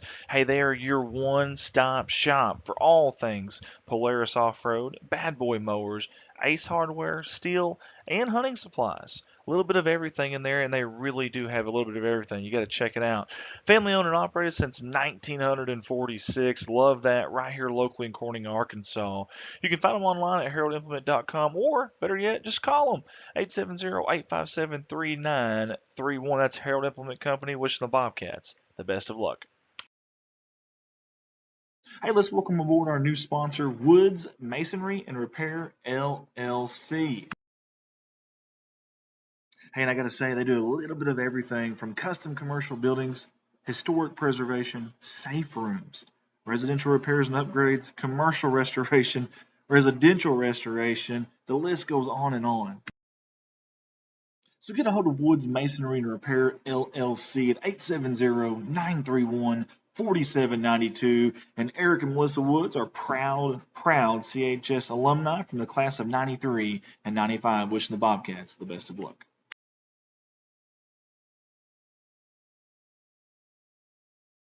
Let's give a shout out to the Woodard family and Sky High Fun Zone, where the fun never stops. Looking for the ultimate place to jump, play, and celebrate? At Sky High Fun Zone, they've got wall-to-wall trampolines, exciting attractions for all ages, birthday party packages that make planning easy and fun. Check out their hours, specials, and you can book parties at www.skyhighfunzone.com. They're also located at 2801 Cheshire Boulevard in Poplar Bluff, Missouri, which is the old water park there. Again, check them out at www.skyhighfunzone.com. Let's give a big thank you to Kate Pharmacy out of Corning, Arkansas, multiple time sponsor here with the Corning Sports Report, located right here off of 500 North Missouri Avenue in Corning. Their pharmacy provides a number of services, including free delivery inside the city limits, very short wait times, compliance packaging options, a convenient drive-through, 24 hours prescription services, vaccinations, diabetic shoes, and many, many more. Get hold of them at 870-857-6766. They want to wish the Bobcats the best of luck on the upcoming season. Kate Pharmacy. From all of us here at Corning Sports Report, we want to give a special shout out and a huge thank you to Miss Lisa Jett, Mr. Joe Jett, and the entire Jett family for being our primary sponsor this year at Corning Sports Report. These fine folks have done it all for the city, the high school, the athletic programs, and also us here at CSR. Always giving, always helping out in any way they can. We want to say thank you, and we're excited to watch those little ones grow up and future Bobcats. We cannot wait. Again, big thank you to Miss Lisa Jett and Joe Jett, the entire Jett family. They want to wish the Bobcats the best of luck on the season. Midwest Auto Parts has been a family-owned business in the heart of Corning since 1946, when it was established at 301 West 1st Street by Thomas and Bernice George. Midwest has and continues to serve the citizens of Corning and surrounding communities with the dependable parts and service. From auto parts and paint, hydraulic hoses, heavy-duty truck, farm tractor, and power unit parts, Midwest probably has what you need. From 5 generations of former and current Bobcats, Midwest Auto Parts says, go Bobcats. Get a hold of them at 870-857-3084. Excited about our new CSR sponsor. That is Shine Pediatric Therapy. We appreciate Miss Amber Gifford, the speech therapist, and Miss Jordan Thompson, the occupational therapist. Those two have been providing local children with therapy services, forget this, over a decade now. Extremely impressive. And speaking of impressive, these two have teamed up.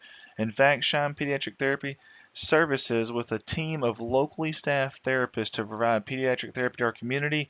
Those girls at the bottom right-hand corner of your screen. You got to surround yourself with good people, and those two right there have. Hey, contact Amber at 870-926-5420 or Jordan 870-637-4949. Shine Pediatric Therapy wants to wish the Bobcats the best of luck. Hey, let's give it up for Shelter Insurance out of Corning, Arkansas. That's Agent Kurt Scobie, who's been with us since day one, a proud supporter of not just us here at CSR, but also the Corning Bobcat sports programs and also everything to do with Corning, Arkansas. We appreciate him for all of your auto, home, life, or business insurance. See Shelter Agent Kirk Scobie. You can get a hold of him at 870-857-3211. Or go by and see him on 2nd Street there in downtown Corning. He wants to wish the Bobcats the best of luck. Another familiar face on our CSR slideshow, and that's Jim's Tire and Auto out of Corning, Arkansas. In fact, they're at 500 West Elm in Corning, Arkansas, and I always mention it every year. They do a little bit of everything. You ready? Alignments, new and used tires, all oil brands, service job, brake job, tractor/truck flats, batteries, we're not done, still more to come, road service, mufflers, record service. That's just what the Veneta family, that's what they do. 870-857-6266. That is their phone number. Also a towing number at 870-857-6871. They are open Monday through Friday, 7 to 6, and they want to wish the Bobcats the best of luck. Fred Industries, for all your micronutrients, pro-sol, and green sol needs. Give us a call at 870-886-2411. Mark Hufford and Fred Industries would like to wish the Corning Bobcats the best of luck this season. And as always, go Bobcats. Hey, we got to give a shout out to those fine folks at Boschlicker Brothers Farms for yet again, another year, supporting us here at Corning Sports Report. Always very active in the community and supporting athletics in Corning, as well as the city of Corning. Big thanks to Tim, Steve, and the entire Boschlicker Brothers family over there at Boschlicker Brothers Farms. I want to wish the Bobcats the best of luck. Got another new sponsor here with CSR, and that's Gigi's, the new restaurant here in Corning. All right, we're back one more time. Good Morning Corning live from Legacy Equipment. Andy Earls, co-host alongside Jeremy Woods. Oh, we got a couple comments here. Let me get to these real quick. Christian Chris, I'm moving from Bakersfield, Missouri to Nevada, Missouri to a bigger class for school. I'll miss doing these live streams with you, Andy. We're going to miss you too, buddy. He helped us out a lot with Red Line and our big spring conference tournament and stuff. And wishing you the best, Christian. Hope everything goes well over there in Nevada, Missouri. They've got a good basketball program, if I'm not mistaken, Christian. You'll have a lot of fun over there with them. Dalton Hollingsworth tuning in. Mike Townsend was tuning in. Olivia Ballschlicker. Thank you, Andy and Jeremy, for your time with CSR, and Coach Drew for dedicating his time to the team. Several people tuned in there. I want to brag on you, dude. I want to brag on you a little bit. No. So, I'm extremely proud of you. I've told you that before, but I'm going to tell you here live. I was at graduation last year, and I'm sitting up for the stream, and got everything ready, and we're getting close to going live. And I'm sitting down, and look up on that stage, and all these school board members start coming across. And for some reason, it hadn't really soaked in yet, I don't think. There's Jeremy Woods walking across the stage, and I'm like, whoa! And that's when it really hit me. I'm like, dadgum, I'm proud of that dude. And now you didn't stop there. Now I hear you're on the board of the Chamber of Commerce here at Corning. Dude, I'm proud of you, brother. That's big time stuff, man. I appreciate that. That really is. I mean, you've helped me along the way. I haven't been on there since I got that position. I want to thank everybody that believed in me and voted for me and given me the opportunity to represent our school and hopefully make a difference with our faculty, as long with our young children here. I love the opportunity, and I don't take it for granted at all. So I believe that 100%. You'll do just fine. I believe that 100%. And then he was here this morning to help me set up. So that's nice. I'm usually setting up solo. I really didn't set up. You were here though. You were here. You've got wire. I did again. I'll give to Mike. We had to holler at Mike, and I got out there and got something we needed to make this happen here. And but no, I appreciate the kind words. Again, we've set our legacy for opening up their place of business here and giving us an opportunity to come in and get this started. I think it's great we can incorporate some of our local businesses and kind of give them a spotlight while we're here for the morning. Because I haven't seen the numbers, but as always, I'm sure there were several people tuned in. Yeah, and so when we first started the show, we wanted to do something with the radio. We wanted to do something to incorporate the radio, and that was kind of our way to do it. Do it at the radio station, kind of help them a little bit with advertising, help them a little bit, and have a show where we could document. At first, it was just going to be like coaches and stuff. So I got to do one of the first shows. Yeah, you're one of the first ones. It was awesome. And well, obviously the radio station, unfortunately, no longer here. So then we started thinking, what are we going to do with these things? What are we going to? Well, it wasn't me. It wasn't even my idea. Somebody in the group, I think it was Brittany Ward. She said, well, why don't we start going to our sponsors that support us? Why don't we go to and give them a chance to host these things? And she was right. So we've done one at Harold's Barbecue, Parkview, the Oaks downtown, and now Legacy. And the next one we'll figure out where one of the sponsors. Actually, I think Molly had mentioned Clay County Connect could host it too, so we may go there next because we've already talked about that. So, yeah, y'all support us, so come out here and give y'all a little bit of love and host it here. So it's kind of neat. I think that's pretty cool that you have people in the community that are all for that. Like I called Jesse, and dude, it was like. He's like, give me just a few minutes. He went and got whoever. I'm sure Chris probably had a lot to do with that too, and made it happen. And they love us. That if we need something right now, we could say something. They'd go get it. Like this community, we're at 73 or 4 sponsors, and usually during basketball season, you get about 5 or 6 more. We're gonna have over 80 sponsors this year. That's in a 2A school. To think about that, and that's why I always push when I'm out about.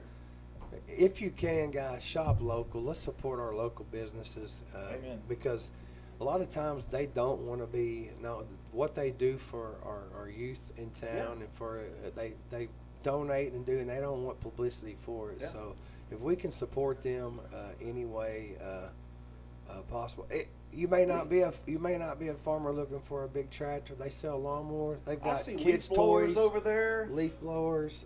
They've even got apparel here. Got some apparel stuff. Right. So John Deere tractors, as you were a kid, they've got them on the wall over here. I mean, it's so. Think about Christmas time if you can support anybody local. I see a power washer, a weed eater over there. I mean, there's all kinds of stuff, honestly. And I'm sure these guys here, these fine guys at Legacy, would love to help you out. You guys are unbelievable, though. We got sponsors that will tell us that they don't even want us running their ads. They don't even care. Like, they just want to support it. And you said something earlier that 100% agree with, is that the community, when they feel like it's a good cause, dude, they back it 100%. Mm-hmm. You guys are unbelievable. We're blessed Yes. with the community we have, the people that help and reach out and Debbie Rose says, watch today with excitement. Thank you guys. We had Aaron Weatherford said he said the game he loved the most was the Mountain View game. He said that was a fun one to call. We didn't like the ending of it, but that was unbelievable atmosphere though there. That game has set us up for those juniors and seniors somewhere. That set us up for the run that we've been on now. Because I want to be honest with you, regular season. We went over there and we got blanked. Oh, nobody expected us to play the way we did, and that's a tribute to the coaching staff and the players. Because we were a minute 40 away. Oh. And the thing we don't you talk can argue about, one play away. One play. Yeah. And things we don't talk about, I mentioned it. We've had the opportunity for three. We've got to play in 3 state championships in a row. I mean. That second year, you kind of saw it. Right. The middle one, you kind of felt like, okay, this is ours to lose. You kind of felt that. You can't play that game, obviously, but you feel that way. First year, didn't see it coming. Last year, definitely didn't see it coming. And, dude, I'm telling you, those coaches keep proving us wrong. Those players keep proving us wrong. I'll tell you what I love. Coach mentioned it. The Mountain View coach had said it about our fans. We go to these places last year on away games, and I'm looking at the crowds. I'm like, holy cow, dude, we got just as many as they do, if not more. And the same way at Subiaco, we went. Yeah. That's not an That's easy a drive. long tote. And we even said that about basketball at times. So you guys, y'all fans are unbelievable. Yeah, having to go every game to a home game away. Yeah. Or playing pretty much your whole season. Yeah. And everywhere you went last year, every ball game in basketball, the bleachers were. It was like, these people are unbelievable. And we've got a streaming company. They could just stay home and watch it on TV. Like, y'all are. That says so much about you as people. I say it all the time. I said it at that concert. I said it at the 4th of July. You're not going to find better people than the people of Corning. You may find some that are equal, but you will not find better people than what we have here. And I think that's people judge towns on growth of the population, businesses. No. That's not how I judge a town and its success about the kind of people it has in it, and you won't find a better town than Corning. So that's my opinion. Speaking of one of those people, this is where I got my phone out, Miss Paige Cat. She's watching today, and Miss Paige, if you're still on, if I didn't catch you quick enough, but if you're still on, we love you. We hope everything's okay. If there's anything that we can do, you reach out, and I promise you. We'd go to war for that lady. Mm-hmm. I'd fight somebody. I'd fight anybody. Well, no, I don't want to say that. I said I'd fight anybody in here, but I don't know. I'm looking around. I don't know. I'd fight some people in here today for Miss Paige Cat. And I've never been in a fight, so I don't even know what I'd do. And I want to thank because you never do.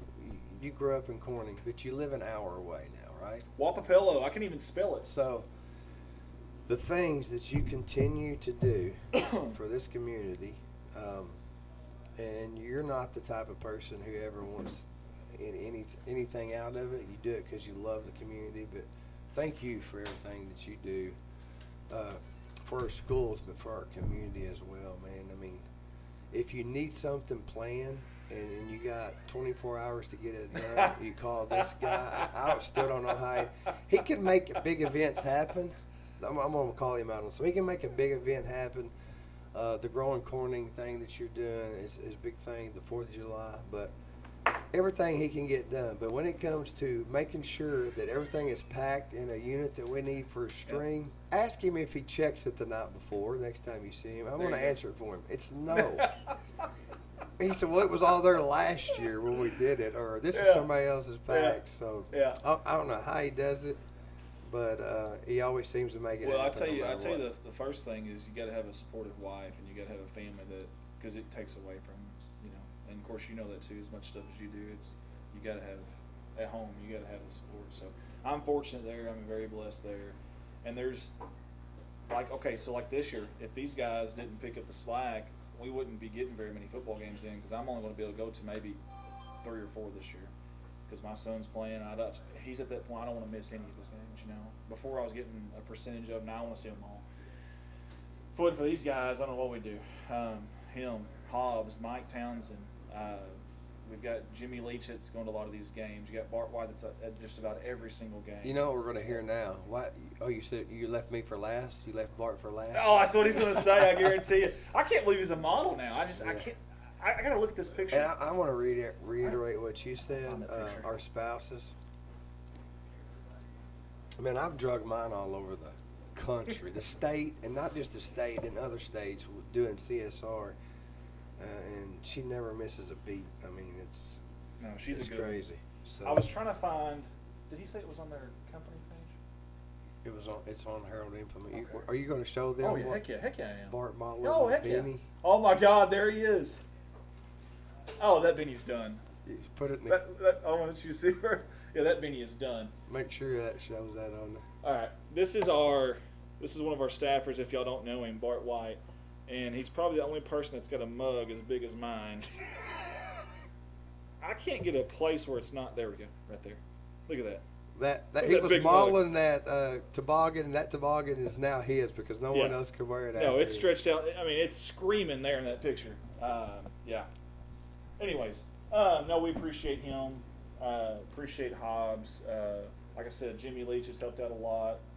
Mike Townsend, look, if it wasn't for he's everywhere. Mike, volleyball, basketball, big portion of basketball, and softball. Yeah, Mike, man, he has come in and just carrying stuff, man. He did. Shayna helps out a lot with the home games now, and Miss Bucky helped last year a lot of basketball. Miss Debbie did. We got people that. Old Man River is helping a lot. Desi helps every. He's got his Cal Ripken streak going with games. Yeah, we'll see if he can keep it going this year. And always behind the scene, Colton. I mean, Colton's always helped this dude.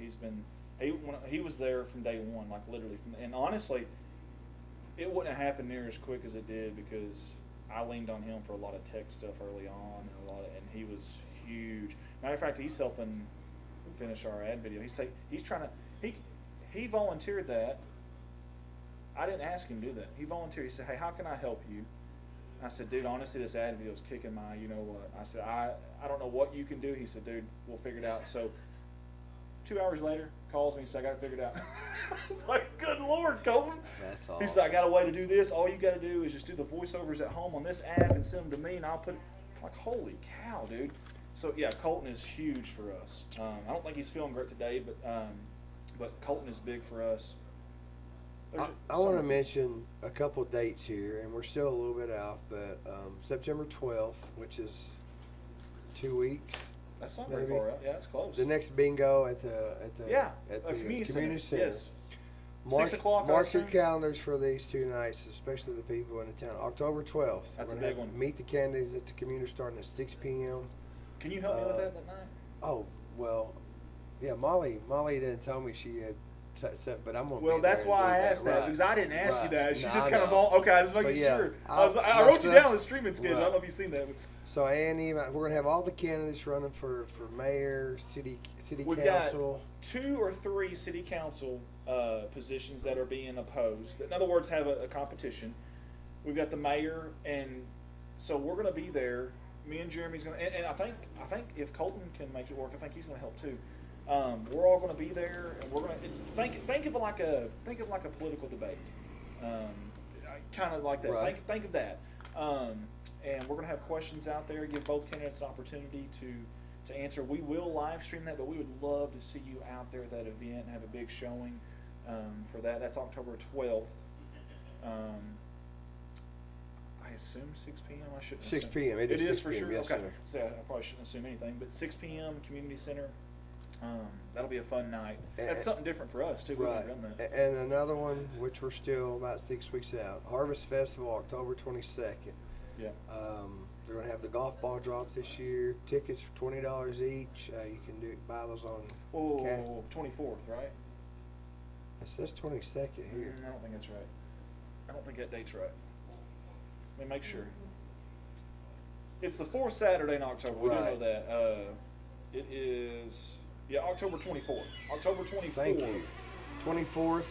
One of a big event for Corning. It's probably one, and I never knew it was that big until I moved back here. But golf ball drop. I don't know if you know, last year they took. You buy golf balls with a number. It went up. The Clay County Electric teams come out and they did a golf ball drop, and I don't know what, but you can purchase those. I think it's now Cash App and PayPal. I'll get those, and then talk about them every Friday night to remind people. Well, hey, if we're talking about that, then we might as well mention, and I assume Chamber's going to do this again because it was super successful. Boo Bash. Boo Bash is 27th. There we go. Okay. Boo Bash. That has become a big deal. It has. Kudos to the Chamber for putting that on and keeping that going. That's a neat thing too. That's here at Wynn Park. If you haven't been to that, you should go to that this year. That's an awesome event. Like I say, I know we're several weeks out, but if you can mark your calendars now, because if you're like your family and my family, it's tough. We're nonstop going, doing something. So if you can mark them now, say I'm already booked for that weekend. Because it's a good time for me to catch up with people I haven't seen in a while that come 100%. into town, like on the 4th, man. Yeah. That was 100%. And we haven't done anything since then, but great job. Great job on the 4th. Oh, no, I appreciate it. No, we had all, the all the community. volunteers that we. A ton of volunteers that came in and helped out. The community supports it. Like I said, we talked about that before. Our spring festival, you guys were everywhere. The concert, I think we had 2,600 or something like that at the concert. That was in 4 weeks, I think, or 3.5 weeks. Put that on. You guys That was came in on 48 hours. Yeah. You guys supported that. Then the 4th of July, you guys support. Earl Huddyman came up to me, and of course, Earl, he's such a goofball. I love him to death. He's such a good dude. And he said something. He said, dude, I've come to every one of these since I was a little kid. And he said, I've never seen a 3-hour constant period where we've had that many people in that. He said, we probably had more at a few others, but he said from that 3-hour period, he said, dude, nobody left. And that made me feel good, man, to hear somebody like him who's been around a lot of these. And that was one of the things when we talked about the 4th, we didn't want to have it all day and night. You know, we felt like if we could shorten it, that people would come out more, stay longer, because it's not as long. If you get so much stuff to do in that short time, you're going to keep people there longer. And of course, volunteers, it's tough, man. You're there all night, you know. So don't have to battle mosquitoes either. I want to tell people if you live around, if you're in the community, if you haven't driven down Bobcat Lane in a couple of weeks, go down and take a look at the progress these guys are making building this gym and this school out here. Something we got to do last week, and I want to mention, we got to do a beam signing at the school. It was great to be a part of. There's going to be a beam they painted black. It's going to be in the gym. It will be visible. All juniors and seniors. We had some faculty, administration, and so forth sign it. It's a pretty neat thing to be a part of something like that. But I don't know if you'll be able to see the names with the lights glaring and stuff. But there will be one beam that's painted black, and for the eternity of that gym, those names are going to be. My understanding is it's the most important one. Like as far as supporting the most important one. So that's pretty cool, dude. That's pretty neat. And I know you've talked to them and they've helped out since they've been here, but that construction company, C.R. Crawford, top notch. They've given back. 100%. You know, a lot of companies, and this is a big company, come in and they do their thing and they don't, but they've given back since they've been here. So I want to give them a shout. I'll just go out and say it. I don't mind. I don't have anything to hide. Growing Corn Together, we're very open. They wrote us a check for $5,000 this year for the 4th of July, and the reason why you saw that big stage up there, that stage cost $2,500 or $3,000, whatever it was. We can't do that without them, so that's why we put their big banner across it, because that stage isn't there without them. And when you have entertainers that are coming to an outdoor event, their first question is always, do you have a covered stage? We don't. We're working on it, but we don't. That was the only way we were able to get it, thanks to C.R. Crawford. And I told them that. I told Leanne that. And she said, well, how much is it? And I was like, $5,000. And she said, all right. Didn't hesitate. I met Leanne last week at the signing. Super. And folks, these people are from all over. She's from Searcy. Yeah, she's from Searcy. I think the company's actually headquartered out of Fayetteville. So way from here, and for them to jump in and do that, says a lot about their company. They're leaders in that company. Yeah. And they have welcomed this town. I mean, it's been awesome what they've done for us. I got a phone call from her a few days ago, and she got me in touch with a guy. And dude, we're working on some stuff for the gym. I don't know. I got to get it all and kind of present it. But one night I'm going to wear this. She gave me a hard hat. Oh yeah. From C.R. Crawford, and it's this carbon fiber look. That's awesome. And I'm going to show up to Friday night one night just to give them a look, because it's a pretty neat looking thing. But, if you see any of the workers out, man, just make sure we thank them, because this heat, guys, they've been working. Oh, it's rough. And nonstop. And Chip, who is the construction manager out there. Only thing I can say about Chip, I hope he's watching this, is he's a Mississippi State Bulldog fan, so I don't know about that. No, but I just want to make sure I got some of those plugs in for the folks. No, and C.R. Crawford's awesome. They've been fantastic, and I hope them coming to Corning gives them more opportunities in this area in Northeast Arkansas, Southeast Missouri, because we won't be the only schools in this area that's going to be building new schools down the road.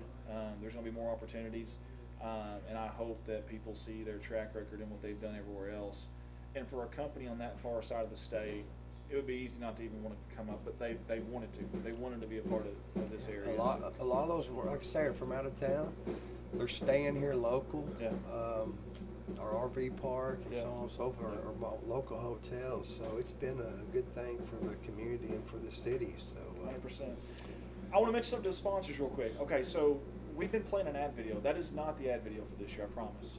But I just wanted to have something to break into. I didn't want you just to see two seats here with nobody sitting in them and it being silent. So I think somebody had already messaged me, hey, that wasn't the picture, and you're right. This is last year's, and we may use this tonight at the scrimmage. But next week, our first stream will be Monday, I think, volleyball. The new ad video will be on there. So just want to let y'all know that is the old ad video that we've been breaking to. So just a heads up there. Jeremy, anything before we get off here? I've had a ton of messages. I'll make sure no one's trying to tell me something. No. If you can't make the trip tonight, Cave City, 6 o'clock, we'll probably come on air about 5 o'clock, start running our sponsor ad, right? 5 o'clock, 5:15, somewhere around there. Yeah. Andy and I are going to grab a bite to lunch, and we're going to get over there. And go ahead. Sorry. Coach Barajas, we want to say congratulations. I know Becca, was it yesterday or today? Let me see if I can find it. They are welcoming a brand new member of the family, which is awesome stuff. I have horrible signal here for some reason. Anyways, I was trying to get the name. You can't remember boy or girl from yesterday? No, this was yesterday morning, yeah. Here we go. All right, what a blessing. Henley Ruth. That's her name, Henley Ruth. Awesome. So congratulations. I got a message from Coach there. Coach, if you're watching, we can do that, Trevor. I got your message. We can do that. We can do that. Coach, if you're watching, we were gonna get Coach, try to get Coach on here, right?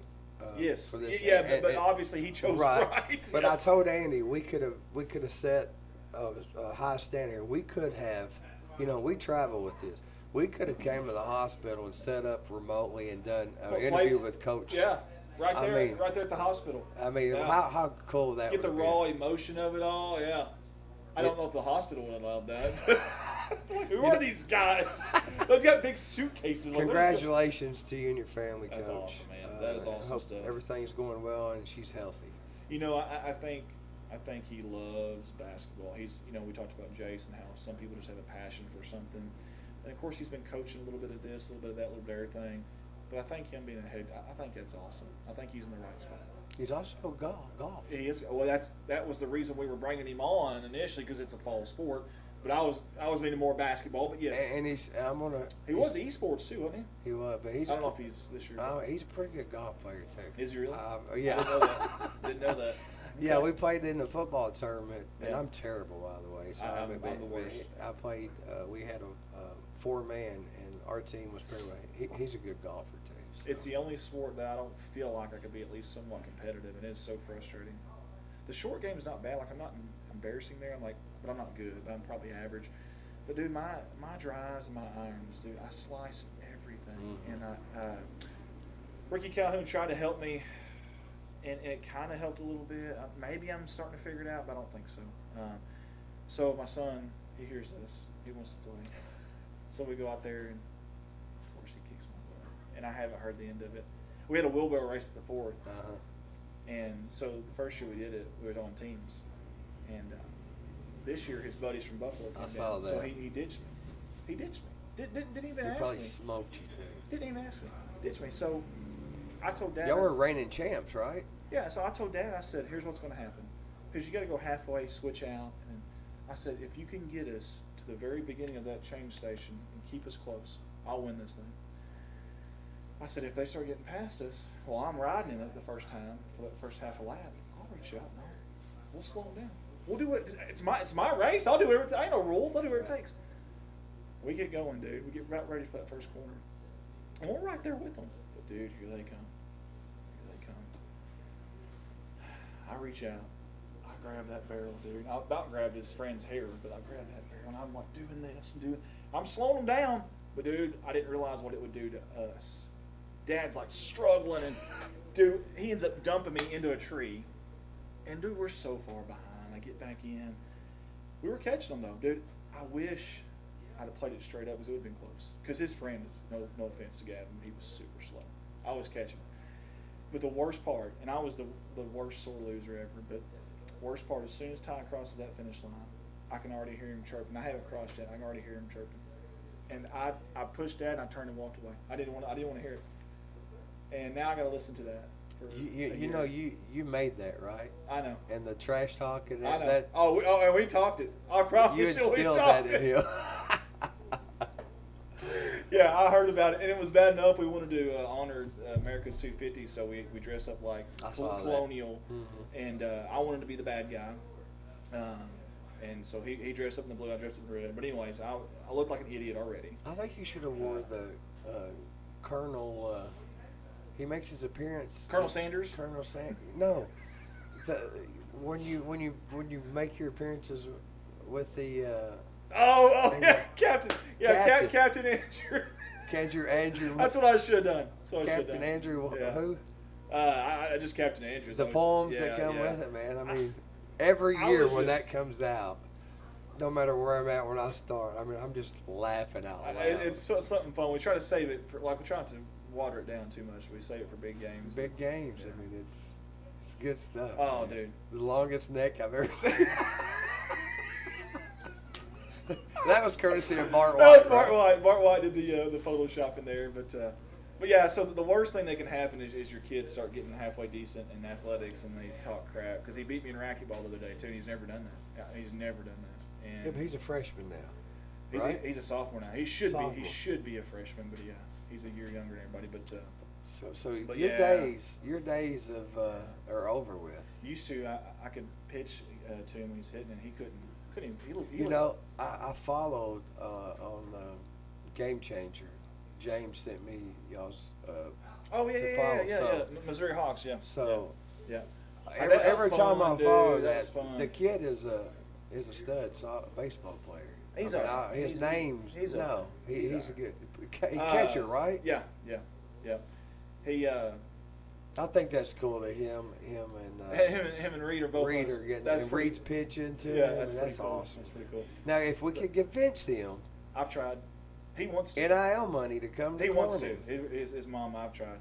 He wants to so bad, and Neelyville's trying to get him because he's good friends with another kid on the team, and of course they play at Neelyville, and they're trying to. But no, if he comes down, he's playing corner, and we ain't doing any of that stuff. But honestly, he's got a lot of friends there too at Buffalo, so I get it. Right. But I But mean, no, it, he's- it wouldn't hurt to. It wouldn't hurt for me to try to get that done. No, yeah, get a little NIL money, get a little house, something going on.